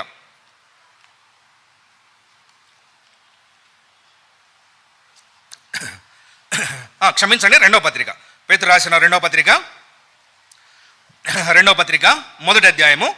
పేతురు రాసిన 1వ పత్రిక, క్షమించండి 2వ పత్రిక 1వ అధ్యాయము 5వ వచనం నుంచి అందరూ కలిసి చదువుదాం. 5వ వచనం నుంచి చివరి వరకు. 5వ వచనం నుంచి చివరి వరకు. ఆ హేతు చేతనే మీ మటుకు మీరు పూర్ణ జాగ్రత్త కలవారై మీ విశ్వాసం నందు సద్గుణమును, సద్గుణం నందు జ్ఞానమును, జ్ఞానం నందు ఆశానిగ్రహమును, ఆశానిగ్రహం నందు సహనమును, సహనము నందు భక్తిని, భక్తి యందు సహోదర ప్రేమను, సహోదర ప్రేమ యందు దయను అమర్చుకొనుడి. ఇవి మీకు కలిగి విస్తరించిన ఎడల అవి మన ప్రభువైన యేసుక్రీస్తున గూర్చిన అనుభవ జ్ఞాన విషయంలోనూ మిమ్మల్ని సోమరులైనను నిష్ఫలైన కాకుండా చేయును. ఇవి ఎవనికి లేకపోయిన వాడు తన పూర్వ పాపములకు శుద్ధి కలిగిన సంగతి మరిచిపోయి గ్రుడ్డివాడును, దూరదృష్టి లేనివాడునగును. అందువలన సహోదరులారా, మీ పిలుపుని ఏర్పాటును మరణించం చేసుకుంటకు జాగ్రత్త పడి మీరిటి క్రియలు చేయవారైతే ఎప్పుడునూ తొట్టిల్లరు. అలాగున మన ప్రభువును రక్షకుడినైన యేసుక్రీస్తు యొక్క నిత్య రాజ్యంలో ప్రవేశము మీకు సమృద్ధిగా అనుగ్రహించబడును. కనుక పరలోకంలో సమృద్ధి అయిన ప్రవేశం అంటే శ్రేష్టమైన స్థానం ఎప్పుడు జరుగుతుందంట? ఎప్పుడు? అక్కడ ఎంత లిస్టు, ఆ లిస్టులో ఎన్ని ఉన్నాయి? ఎన్ని విషయాలు ఉన్నాయి? ఎన్ని విషయాలు ఉన్నాయి చూడండి. మొట్టమొదటి ఏముందంటే చూడండి 5వ వచనం. ఈ హేతువు చేత మీ మటుకు మీరు పూర్ణ జాగ్రత్త కలవారై మీ విశ్వాసం నందు సద్గుణం. మొట్టమొదటి విశ్వాసం ఉండాలి. విశ్వాసం తర్వాత సద్గుణం అయ్యే 7 విషయాలు ఉన్నాయి. అంటే విశ్వాసము రక్షించబడిన వారిలో విశ్వాసం ఉంటుంది. తర్వాత 7 విషయాలు అంటే మొత్తం 8 విషయాలు. విశ్వాసం తర్వాత 7 విషయాలు. ఈ 7 విషయాలను ఎవరైతే అభ్యాసం చేస్తారో వారు పరలోక రాజ్యంలో గొప్పవారు. ఒకవేళ 6 చేశారనుకోండి వాళ్ళు కొంతవరకు గొప్పవారు. 5 చేశారనుకోండి కొంతవరకు గొప్పవారు. 4 చేశారనుకోండి గొప్పవారు. కొంతవరకు ఏమి చేయలేదనుకోండి ఇక్కడే ఉంటారు. అర్థం కదా? కనుక ఇప్పుడు ఎవరు పరలోక రాజ్యంలో గొప్పవారంటే విశ్వాసం నందు భక్తిని, భక్తి యందు సద్గుణం, సద్గుణం నందు ప్రేమ, ప్రేమ యందు సహనము. ఇలాంటి అంటే విశ్వాసము తర్వాత 7 శ్రేష్టమైన లక్షణాలను ఎవరైతే అనుసరించేవారు ఉంటారో వారు పరలోక రాజ్యంలో గొప్పవారు. అయితే ఇప్పుడు మనకు విశ్వాసం ఉంది. విశ్వాసం అది మనంతటా మనము తెచ్చుకున్నది కాదు, ప్రభువు ఇచ్చింది. కనుక ఎప్పుడైతే మనము అందుకే మీరు విశ్వాసం చేత మీరు కృప చేత విశ్వాసం చేత కృప 2 విశ్వాసం ఈ 2 ఎప్పుడైతే కలుస్తే అప్పుడు మనం రక్షించబడతాం. విశ్వాసం అనేది ప్రభు ఇచ్చేది. దాని తర్వాత ఉన్న 7 విషయాల్లో మనం ఎన్ని అభ్యాసం చేస్తున్నాం చూడండి. విశ్వాసం తర్వాత మొట్టమొదటిగా ఏముంది? విశ్వాసం నందు సద్గుణం, సద్గుణం నందు రెండోది జ్ఞానం, జ్ఞానం నందు మూడోది ఆశానిగ్రహం, ఆశానిగ్రహం నందు 4వది సహనం, సహనం నందు భక్తి, భక్తి యందు సహోదర ప్రేమ యందు దయ. ఈ 7 విషయాలు ఎన్నో ఉన్నాయి మనలో. నేను కూడా సహజంగా 1-2 కంటే ఎక్కువ ఉండవు, 1-2 కంటే ఎక్కువ ఉండవు. కాబట్టి మనకంటే 7 విషయాలు అభ్యాసం చేసేవాళ్ళు ఉన్నారు. కాబట్టి మనం పరలోక రాజ్యంలో గొప్పవారం కాదు. మనం పరలోక రాజ్యంలో గొప్పవారం అంటే ఏం చేయాలి? 7 విషయాలను మనము అభ్యాసం చేయాలి. కనుక అందుకే ఇవెవరికి లేవో వాళ్ళు ఎలాంటి వారంట? తమ పూర్వ పాపములకు శుద్ధి కలిగిన వారు మర్చిపోయి ఉంటారంట, దూరదృష్టి లేని వారు. అయితే ఇవి మీకు కలిగి విస్తరించిన ఎడలా, అంటే వాటిని మనం కలిగి ఉండటం మాత్రమే కాకుండా భక్తి యందు విస్తరించాలి, సహోదర ప్రేమ యందు విస్తరించాలి, సహనం నందు మనం విస్తరించాలి. అంటే వాటిని కలిగి ఉండి విస్తరించిన ఎడలా అప్పుడు మనము పరలోక రాజ్యంలో గొప్పవారం. ఇది 4వది. 5వదిగా చూడండి. మత్తయి సువార్త 20వ అధ్యాయం. మత్తయి సువార్త 20వ అధ్యాయము. 20వ వచనం నుంచి 20-21 చదువుదాం. మత్తయి సువార్త 20వ అధ్యాయము 20-21 వచనం అందరూ కలిసి చదువుదాం. అప్పుడు జబదయి కుమారుల తల్లి తన కుమారులతో ఆయన ఎద్దుకు వచ్చి నమస్కారం చేసి ఒక మనవి చేయబోగా, నీవేమి కోరుచున్నావని ఆయన అడిగినందుకు ఆమె, నీ రాజ్యమందు ఈయన 2 కుమారుల్లో ఒకడు నీ కుడి వైపున ఒకడు నీ ఎడమ వైపున కూర్చున్న సెలవిమ్మని ఆయనతో అనేను. ఇప్పుడు యేసు ప్రభువు ఏమన్నాడు చూడండి. 26-27 చదువుదాం. 26-27-28 మీలో అలాగ ఉండకూడదు. మీలో ఎవడు గొప్పవాడై ఉండగోరునో వాడు మీ పరిచారకుడై ఉండవలను. మీలో ఎవడు ముఖ్యుడై ఉండగోరునో వాడు మీ దాసుడై ఉండవలను. అలాగే మనిషి కుమారుడు పరిచారం చేయించుకుంటకు రాలేదు కానీ పరిచారం చేయుటకును అనేకులకు ప్రతిగా విమోచన క్రయధనముగా తన ప్రాణమునిచ్చుటకు వచ్చనని చెప్పాను. ఇప్పుడు 5వదిగా జబదయి కుమారుల తల్లి యేసు ప్రభు దగ్గరికి వెళ్ళింది. యేసు ప్రభు దగ్గరికి వెళ్ళి, ప్రభువా నీ రాజ్యంలో నా ఒక కుమారుడు ఎక్కడ ఉండాలంట? కుడివైపున, ఇంకొక కుమారుడు ఎడమవైపున. అంటే ప్రభువుకు సమీపంగా ఉండాలి, ప్రభు దగ్గరలో ఉండాలి. అనగానే ప్రభు, అదేంటి నేను త్రాగే గిన్నెలో మీరు తాగుతారా? తాగుతాము. అయితే మీరు నా తాగే గిన్నెలో తాగవచ్చు, కానీ అది ఎవరికి సిద్ధపరిచినదో వాళ్ళే దాన్ని పొందుతారు. ఒకవేళ మీరు నా కుడివైపున ఎడమవైపున కానీ ఉండాలంటే మీరేం చేయాలి? దాసుని వలె ఉండాలి. అది మిమ్మల్ని మీరు యేసు ప్రభు వలె తగ్గించుకోవాలి. కనుక యేసు ప్రభు ఎందుకు వచ్చాడు? అనేకులకు పరిచర్య చేయడానికి వచ్చాడు. కనుక యేసు ప్రభు ఏం పరిచర్య చేశాడు? మాదిరి అనే మాటలో పేతురు రాయటానికి కారణం ఏంది? యేసు ప్రభు వారు అందరి పాదములు కడిగి తువ్వాలతో తుడుస్తూ ఉన్నాడు. ఇస్కరియోతు యూదా పాదాలు కూడా ఏం చేశాడు? కడిగాడు. అదే మనమైతే ఏం చేసేవాళ్ళం? ఇస్కరియోతు యూదాను వదిలిపెట్టి వేరే వాళ్ళ పాదాలు కడిగేవాళ్ళం. ఎందుకు? ఇస్కరియోతు యూదా యేసు ప్రభువును పట్టించాలనుకుంటున్నాడు కాబట్టి. కనుక శత్రు, మనం ఇస్కరియోతు యూదా పాదాలు కడిగేవాళ్ళం కాదు. కనుక ఇప్పుడు ఇస్కరియోతు యూదా పాదాలు కడగకపోతే ప్రభు సిలువకు పోడు. అర్థమైందా? కనుక మనలో ఇలాంటి వ్యత్యాసాలు పెట్టుకుంటే మనం క్రీస్తు మనసు లేనివారం. కనుక ఇప్పుడు ఏం చేయాలంటే దాసుని వలె ఉండాలి. ఏం చేయాలి? మనం దాసుని, చిన్న చిన్న విషయాలు. అంతేకాకుండా దాసుడు ఇంకో మాట ఏమన్నాడు?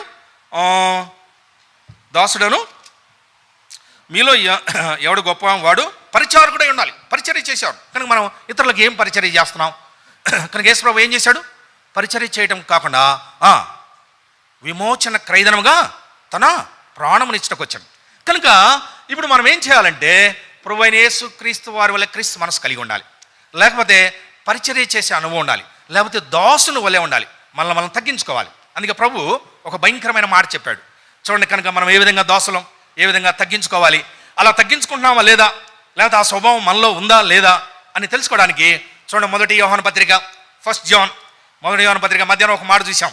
ఆయన ఈ లోకంలో ఎట్టివాడు అన్నాడు, మీరును అట్టివారు అన్నాడు. ఇప్పుడు చూడండి ఇంకో మాట చూద్దాం. ప్రభువు చెప్పింది. కనుక మనం తగ్గించుకుంటున్నామా లేదా, మనం పరిచారకులుగా ఉన్నామా లేదా, దాసులుగా ఉన్నామా లేదా? చూడండి 1 యోహాను పత్రిక 4వ అధ్యాయం.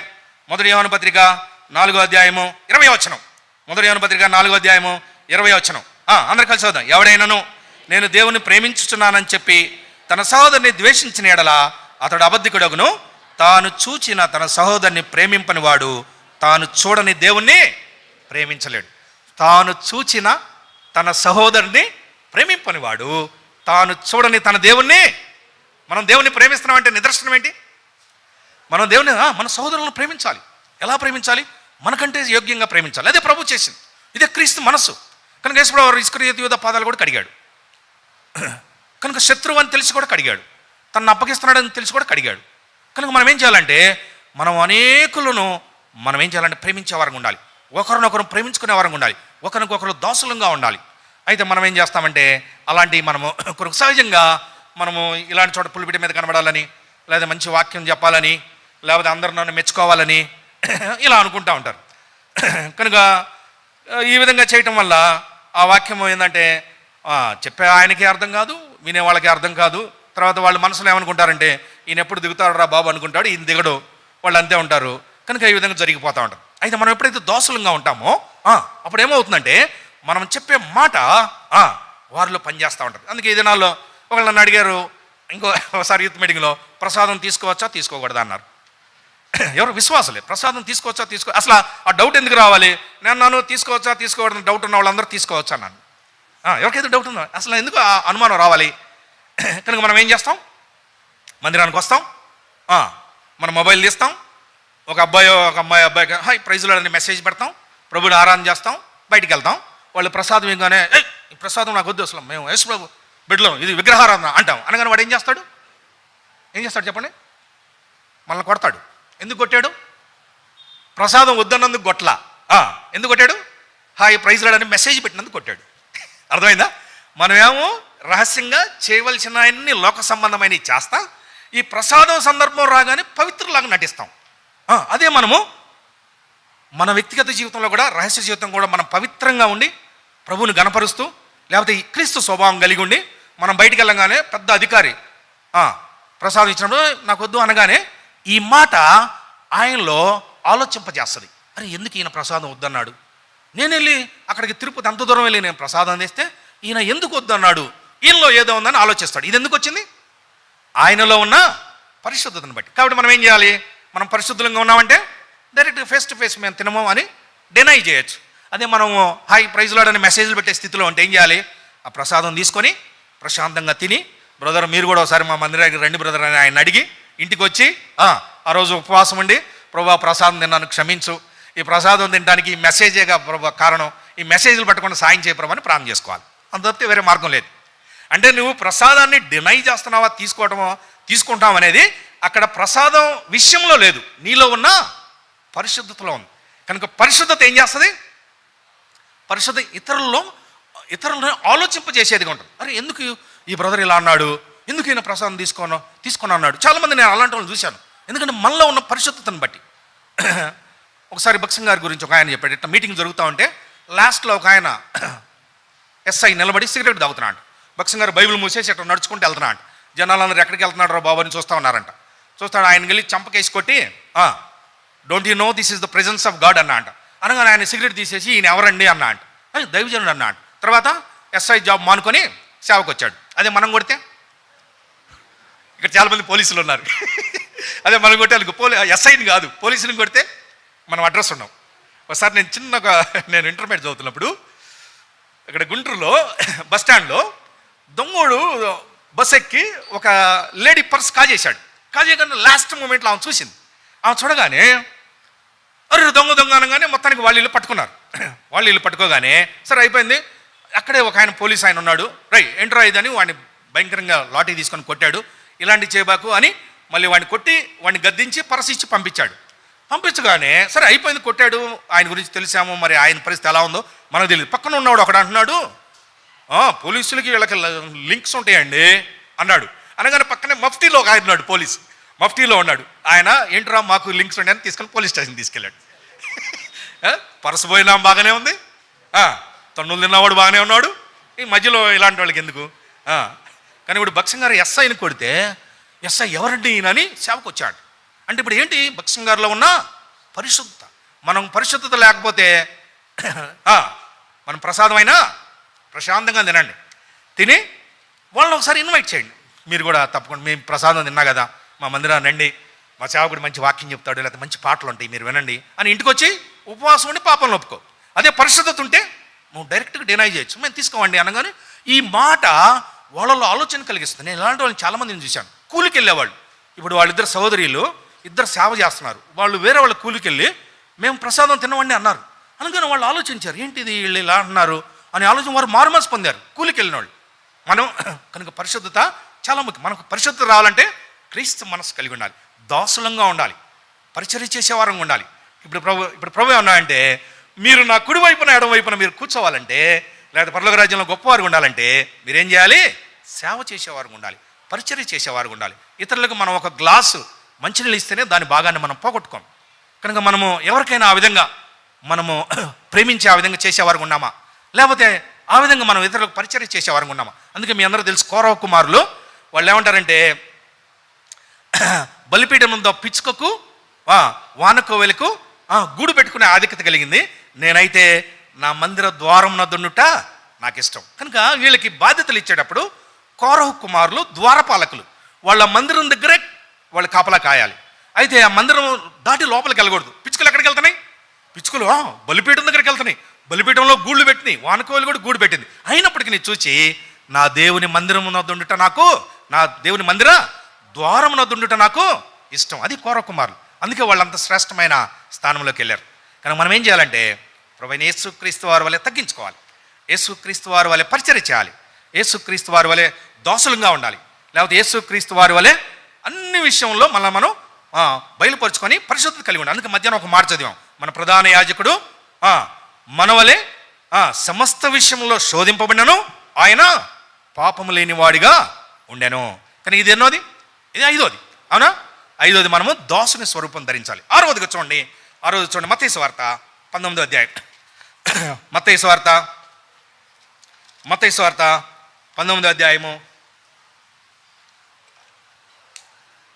ఎవరు పరలోక రాజ్యంలో గొప్పవారు? మత్తయి సువార్త 19వ అధ్యాయము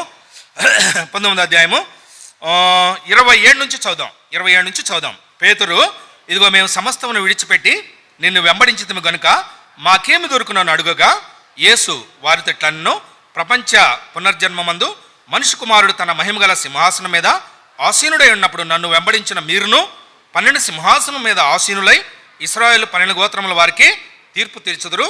నా నామము నిమిత్తము అన్నదమ్ములనైనను అక్క చెల్లెలనైనను తండ్రినైనను తల్లినైనను పిల్లలనైనను భూములనైనను ఇండ్లనైనను విడిచిపెట్టిన ప్రతివాడు 100 రెట్లు పొందును, ఇదిగాక నిత్య జీవమును స్వతంత్రించు. కనుక యేసు ప్రభు శిష్యులకి మళ్ళీ సమస్య. పేతురు ఏమన్నా అంటే, ప్రభు మేము సమస్తము విడిచిపెట్టి నిన్ను వెంబడించాం, మాకేం దొరుకుతుంది ప్రభు అన్నాడు. అనగానే ప్రభు ఏమన్నాడు, మీరు ఏదేదైతే విడిచిపెట్టారో నా నామము నిమిత్తము భూమి మీద 100 రెట్లు పొందుతారు. అది ప్రభు ఇచ్చేది 100%, 100 ఫోల్డ్. కావాలంటే మీరు ఇచ్చి చూడండి ప్రభుకి, లేకపోతే ప్రభువుని గణపరిచి చూడండి. ప్రభువుకి మనం ఇచ్చేది, మనం ఏదైనా ప్రభు కొరకు మనము సాక్రిఫైస్ చేస్తే ప్రభు 100 అంతలు మనకిస్తాడు. అయితే అదిగాక మీరు నా సింహాసనం మీద కూర్చొని తీర్పు తీర్చేవారు ఉంటారు, అంతేకాకుండా మీరు నిత్య జీవమును స్వతంత్రించుకునే వాళ్ళు ఉంటారు. కనుక మనం ఏమి నష్టపోయాం ప్రభు కొరకు? కనుక ఈ దినాల్లో కొంతమంది సేవకులను మనం చూడవచ్చు, వాళ్ళు ఎంతో చదువుకున్నప్పటికీ, మంచి మంచి ఉద్యోగాలు ఉన్నప్పటికీ వాటిని వదిలిపెట్టి సామాన్యమైన విధానంలో జీవించే వాళ్ళు ఉన్నారు. సామాన్యమైన విధానం, వాళ్ళకి ఏమి లేకుండా. కొంతమంది భార్యలు భర్తలని వాళ్ళ పిల్లలను చూసినప్పుడు కూడా మాకేం లేదని వారు కొద్దిగా నిరుత్సాహపడతారు ఈ లోక సంబంధంగా చూస్తే. అయితే ప్రభు వాళ్ళకి తక్కువ ఎంచాడు. అయితే రాను ఇదే భూమి మీద 1000 సంవత్సరాల పరిపాలన శ్రేష్టమని ఇస్తాడు. అంతేకాకుండా వారి ప్రతి అవసరత ఏదో ఒక విధంగా తగిన కాలం ముందు తీరుస్తాడు. కనుక అనేకులు ప్రభు కొరకు ఉద్యోగాలు మానుకొని, లేకపోతే వాళ్ళన్న ఆస్తిని వదులుకొని, లేకపోతే ఇండ్లలో తమకొచ్చే భాగాన్ని తీసుకోకుండా. చూడండి, తిమోతి కూడా ఆయన సేవకు వచ్చినప్పుడు వాళ్ళ ఇంట్లో ఏమని అడిగారు, మాకు ఆస్తి ఏం అవసరం లేదని రాసి ఇవ్వమన్నారు. రాసి ఇచ్చారు. చివరికి ఎలా చనిపోయాడు? హెబ్రోన్కి హెడ్ అయి చనిపోయాడు. వాళ్ళందరూ చూసి ఆశ్చర్యపోయారు వాళ్ళ బంధువులు, మరి ఇంత స్థాయికి ఎదిగిపోయాడని. కనుక మనం దేవునికి ఇచ్చి నష్టపోయే వారమో ఏమి లేము. అయితే మనం దేవునికి ఇవ్వకుండానే దేవునికి ఇవ్వనందువల్ల మనం నష్టపోతాం. ఈ రోజుల్లో దశమ భాగం ఇవ్వాలంటే ఎంతో కష్టం, అర్థం కదా? మనకి టప్పును 1 లక్ష శాలరీ పడితే 10,000 ప్రభువుకి ఇవ్వాలంటే 34 సార్లు ఆలోచిస్తాం. అందుకే దేవుడు ఏం చేస్తాడు? చిన్న ఒక దోమను పంపిస్తాడు. ఏం దోమ అది? Dengue fever. అది వచ్చింది, తన పని చేసి వెళ్ళిపోయింది అంతే. హాస్పిటల్ పడంగానే ఏమైంది? ఇప్పుడు ప్లేట్లెట్స్ తగ్గిపోతున్నాయి, కొద్దిగా కష్టంగా ఉంది అనగానే ఇక అందరికి ప్రేయర్ రిక్వెస్ట్లు వెళ్తాయి. ఎవరి గురించి? అందుకే ఒక ఆయన అన్నాడు, బల్ల దగ్గర ఇన్ని రిక్వెస్ట్లు, ఆయన మందిరానికే రాడు, ఎలా ప్రార్థన చేయాలి బ్రదర్ అంటాడు. ఇప్పుడు ఏమైంది? ప్రేయర్ రిక్వెస్ట్లు. సరే మొత్తానికి ప్రార్థన చేశాడు. సరే వేరే వాళ్ళ ప్రార్థన ద్వారా డెంగ్యూ ఫీవర్ తగ్గాని బిల్లు ఎంత వేశారు? 3 లక్షలు 4 లక్షలు. ఆ బిల్లు నమ్మకంగా కట్టి వాళ్ళందరికీ థ్యాంక్స్. అదే 10,000 ఇక్కడ ఇస్తే, ఆ 10,000 ఇక్కడ ఇస్తే ఈ బాధ ఉండదు కదా చాలామంది. అందుకే కొంతమంది ఏం చేస్తారు, ప్రభా ఈ నెల టైట్ అయిపోయింది, ఇన్కమ్ ట్యాక్స్ లేకపోతే పిల్లల స్కూల్ ఫీజులు వచ్చే నెల వేస్తాను ప్రభా, వచ్చే నెల ఎంత వేయాలి? 20,000 వేయాలి. 20,000 అనగానే మళ్ళీ ఏదో ఒకటి వస్తుంది, ప్రభా ఈ నెల కాదు వచ్చే నెల 30,000. ప్రభా మీరు క్షమించడానికి సిద్ధమైన మనసుకు గలవారు, ఇప్పటికిప్పుడు కొట్టేయండి ఇక నుంచి. అందుకే మనం ఎలా ఉంటాం, దేవునికి ఇచ్చే విషయంలోనే మనం నమ్మకంగా లేకపోతే దేవుని నామోనితో మనం ఎలా వీటన్నిటిని వదిలిపెట్టి రాగలం. అందుకే మనం వదిలిపెట్టకపోగా మనం వదిలిపెట్టిన వాళ్ళని విమర్శించకూడదు, లేకపోతే వదిలిపెట్టిన వాళ్ళని ఇబ్బంది పెట్టకూడదు. కనుక వారందరికీ ప్రభు భూమి మీద 100 రెట్లు ఇవ్వాలి. ఏ విధంగా? ప్రభు చెప్పిన మాట. కనుక అంతేకాకుండా వాళ్ళు 12 సింహాసనం మీద కూర్చొని ఇశ్రాయేలు 12 గోత్రముల వారికి తీర్పు తీరుస్తున్నారు. పరలోకంలో గొప్పవారు కాదు, సింహాసనం మీద కూర్చొని ఉన్నారు.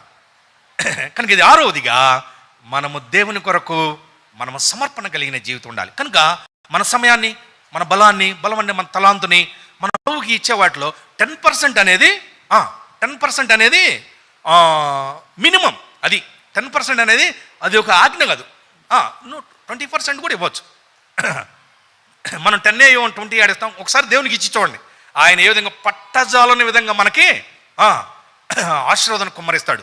మన బిడ్డలు కానీ లేకపోతే మన ఇల్లు కానీ ఒకవైపు ఆత్మీయత, ఒకవైపు దేవుని సమృద్ధితో, అంటే మన గురించి అనేక శ్రేష్టమైన సాక్ష్యంలో అనేకులు చెప్పుకునే వారికి చేస్తాడు. కనుక మనము పరలోక రాజ్యంలో గొప్పవారిగా ఉండాలంటే 6వది మనం ఇచ్చేవారంగా ఉండాలి. 7వదిగా చివరిగా ఒక చిన్న సందర్భం ఉంది, మనం వచ్చి చూసి ముగించుకుందాం. చూడండి, లూకాసు వార్త 22వ అధ్యాయం. లూకాసు వార్త 22వ అధ్యాయం. ఇక్కడ మీరు ఈ సందర్భాన్ని ఇంటికి వెళ్ళి చదువుకోండి. ఇందులో కొన్ని శ్రేష్టమైన మాటలు ఉన్నాయి. అయితే 1-2 వచనాలు చదువుదాం. లూకాసు వార్త 22వ అధ్యాయము 24వ వచనం. లూకాసు వార్త 22వ అధ్యాయము 24వ వచనం. తమలో ఎవడు గొప్పవాడుగా ఎంచబడునో అను వివాదము వారిలో పుట్టగా, ఇప్పుడు యేసు వారు కొన్ని మాటలు చెబుతా చూడండి. 28-29. నా శోధనలో నాతో కూడా నిలిచి ఉన్నవారు మీరే అని 31వ వచనంలో, సీమోను సీమోను, ఇదిగో సాతాను మిమ్మను పట్టి గోధుమల వల్లే జల్లించుటకు మిమ్మల్ని కోరుకుని కానీ నీ నమ్మిక తప్పిపోకున్నట్లు నేను నీ కొరకు వేడుకుంటుని, నీ మనసు తిరిగిన తరువాత నీ సహోదరులను స్థిరపరచము. కనుక మొట్టమొదటి శోధనల గురించి చెప్పాడు, తర్వాత దేవుని రాజ్యం గురించి చెప్పాడు, తర్వాత సాతాను యొక్క శోధనల గురించి చెప్పాడు. చెప్పి వీటన్నిటి తర్వాత నీ మనసు తిరిగిన తర్వాత నీ సహోదరులను బలపరచమని, వీటన్నిటికీ చూడండి ఒక్క వచనం చదువుదాం, మనకు అర్థమవుతుంది. చూడండి, మత్తయి సువార్త 19వ అధ్యాయము, మత్తయి సువార్త 19వ అధ్యాయము 12వ వచనం. మత్తయి సువార్త 19వ అధ్యాయము 12వ వచనం. అందరూ కలిసి చదువుదాం. తల్లి గర్భము నుండి నపుంసకులుగా పుట్టినవారు కలరు, మనుషుల వలన నపుంసకులుగా చేయబడిన నపుంసకులు కలరు, పరలోక రాజ్యము నిమిత్తము తమను తామే నపుంసలుగా చేసుకున్నవారు కలరు. కొంతమంది ఎలా పుడతారంట? ఎలా పుడతారంట? వాళ్ళు పుట్టుకతోనే నపుంసకులు. కొంతమంది ఏం చేస్తారు? మనుషుల ద్వారా నపుంసకులుగా చేయబడతారు. ఎలా? ఇప్పుడు దానియేలు వీళ్ళందరూ ఆ విధంగా చేయబడ్డారు. కనుక రాజుల కాలంలో రాణి గారికి సేవ చేయాలంటే వేరే మనలాంటి వాళ్ళని ఎవరిని జెంట్స్ని అక్కడ రాజుగారు అక్కడికి అలౌ చేయడు, ఓన్లీ నపుంసకులనే పంపిస్తాడు. అందుకని నపుంసకులు దొరకకపోతే కొంతమంది మనుషులను పట్టుకొని నపుంసకులుగా చేసి రాణిగారికి సేవ చేపిస్తాడు.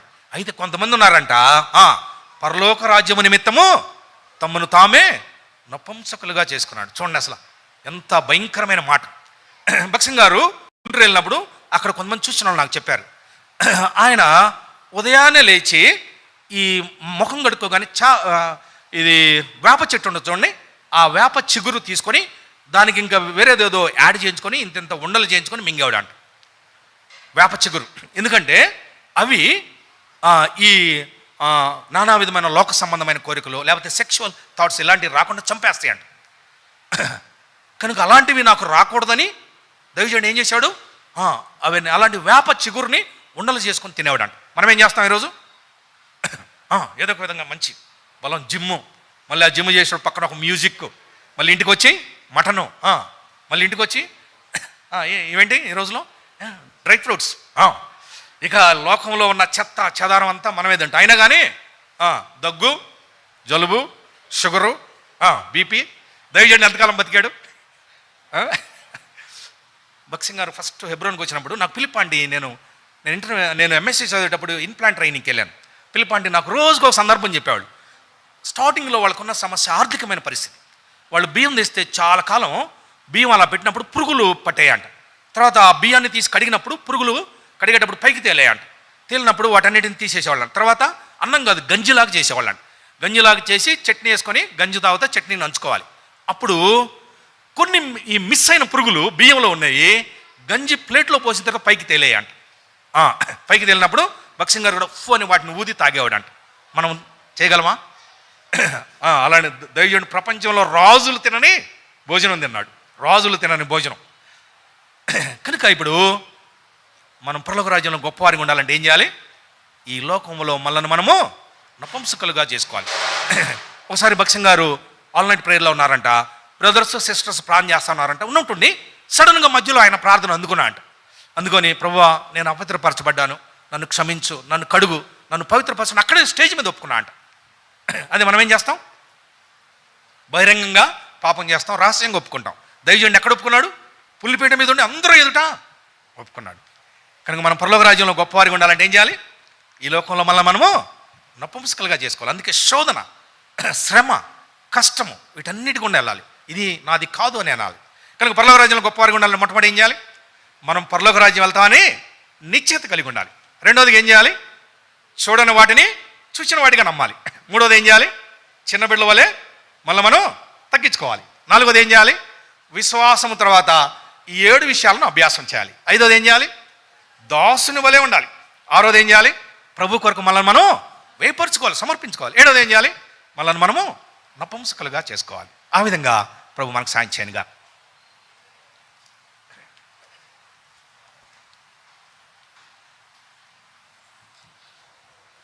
ప్రార్థన చేస్తాం.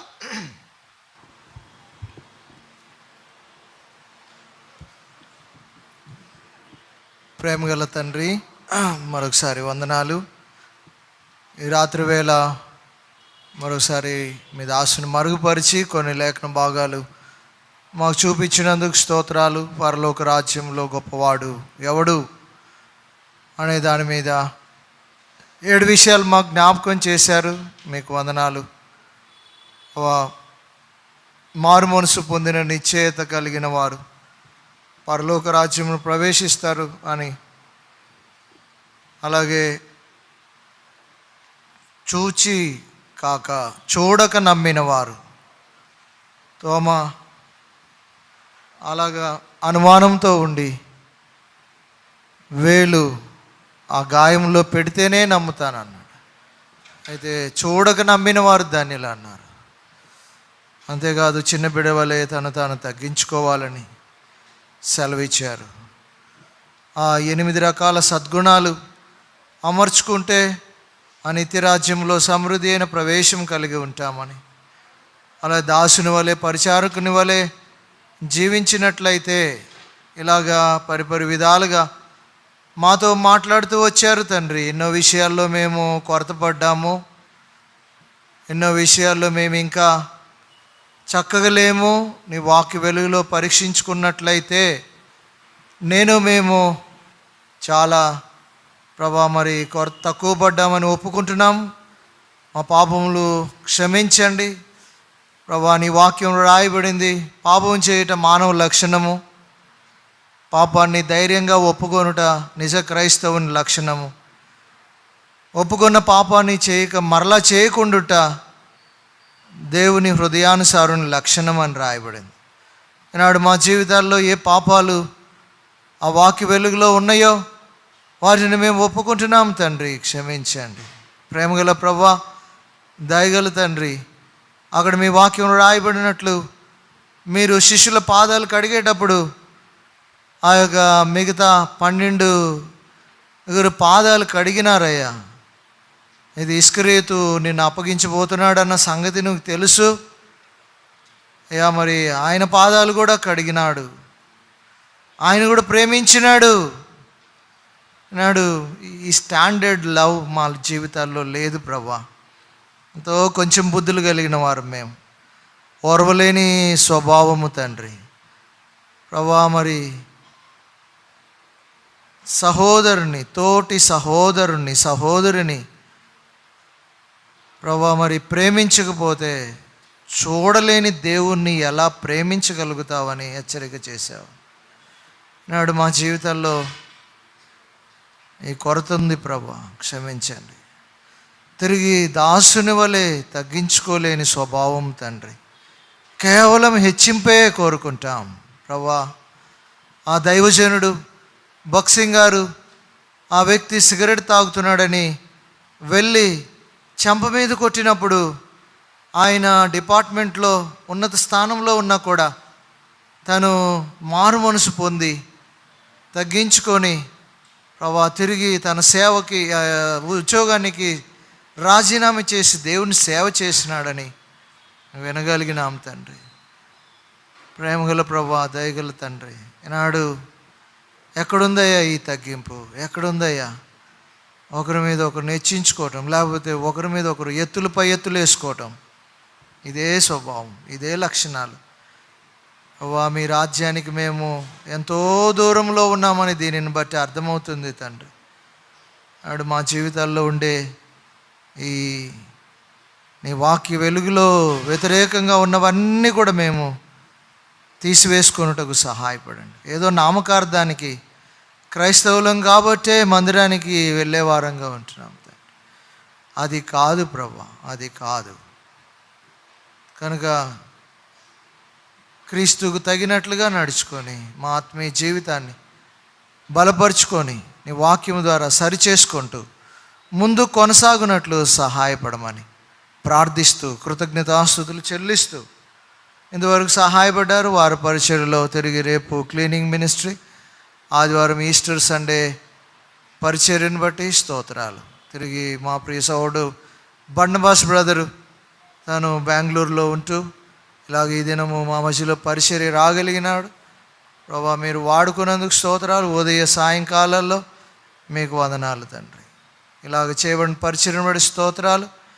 అనారోగ్యం ఉన్న బిడ్డలను ముట్టండి తండ్రి. 10th క్లాస్ లాస్ట్ ఎగ్జామ్ రాయబోతున్నారు, తోడుగా ఉండండి. రాసే బిడ్డలకి సహాయపడండి. ప్రభా, తిరిగి ఇంకా చెప్పుకోలేని సమస్యలు అన్నిటితో బాధపడుతున్న ప్రియులందరినీ బలపరచండి, స్వస్థపరచండి. మీ సంఘాన్ని నానాటికి దీవించండి. రాబోయే దినాల్లో జరిగే పరిచర్యలన్నింటిలో కూడా తోడుగా ఉండమని ప్రార్థిస్తూ వందనాలు చెల్లిస్తూ యేసు ప్రభు నామములో వేడుకుంటున్నాము తండ్రి, ఆమేన్.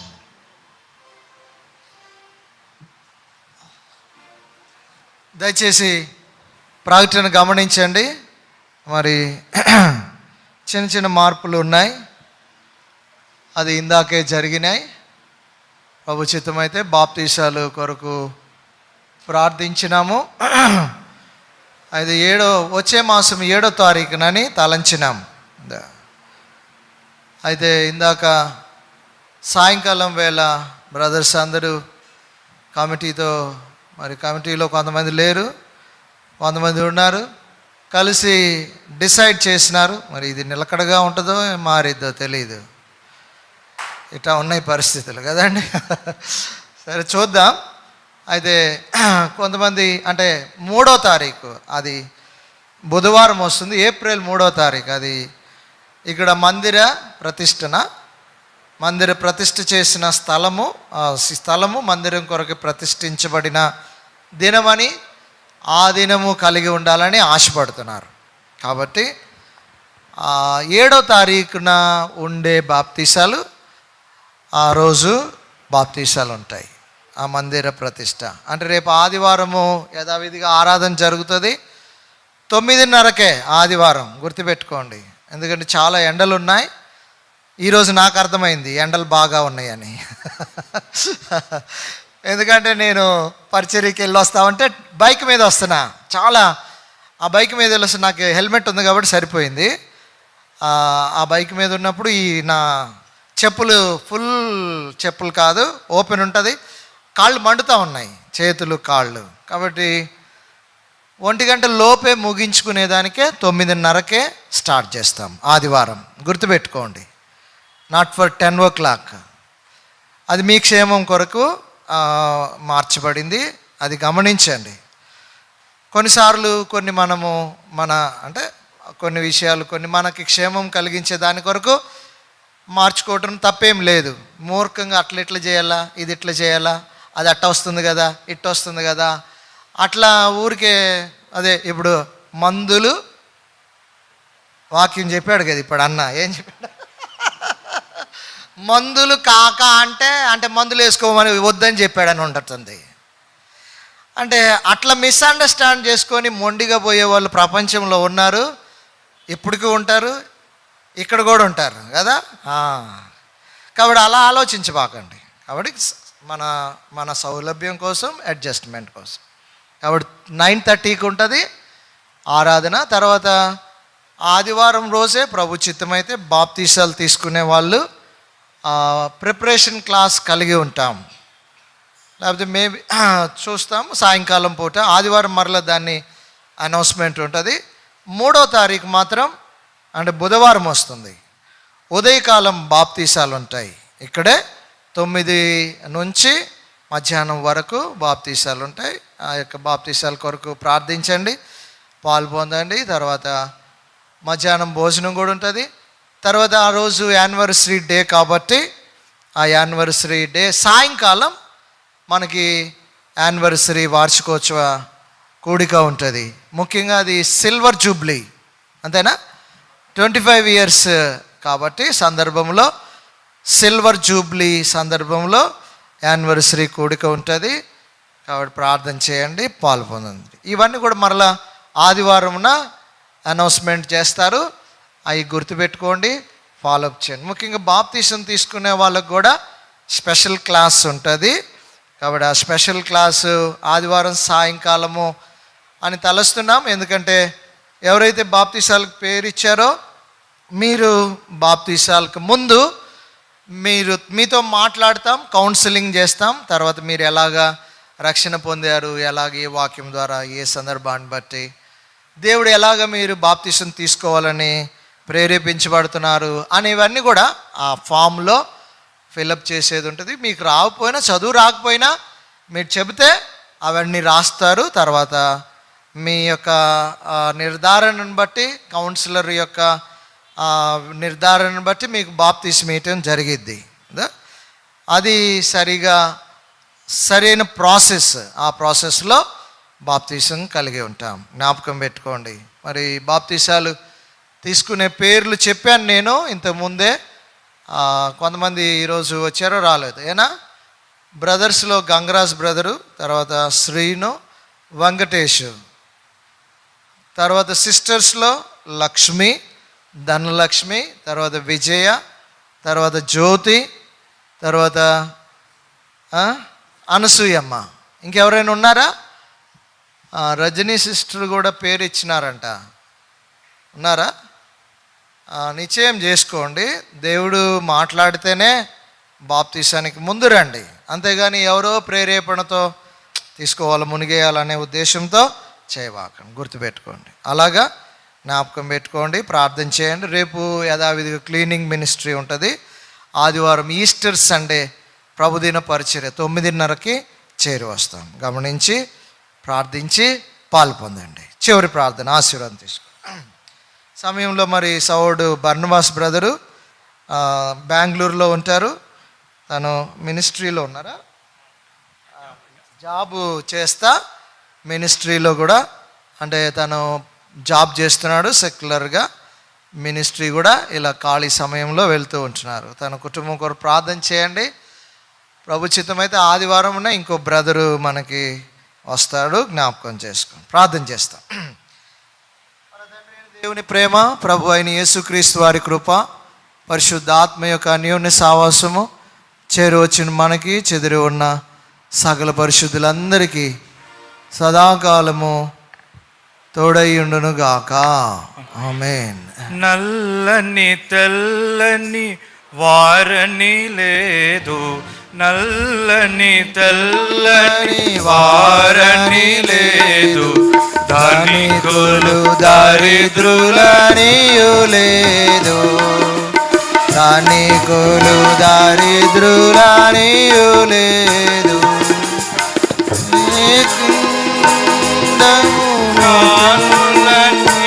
లేదు, పామరులని జ్ఞానులనియు యేసు ప్రభువే సర్వముగా, యేసు ప్రభువే సర్వముగా, మనమే ప్రభువుని పరలోక గృహము ఆనేవ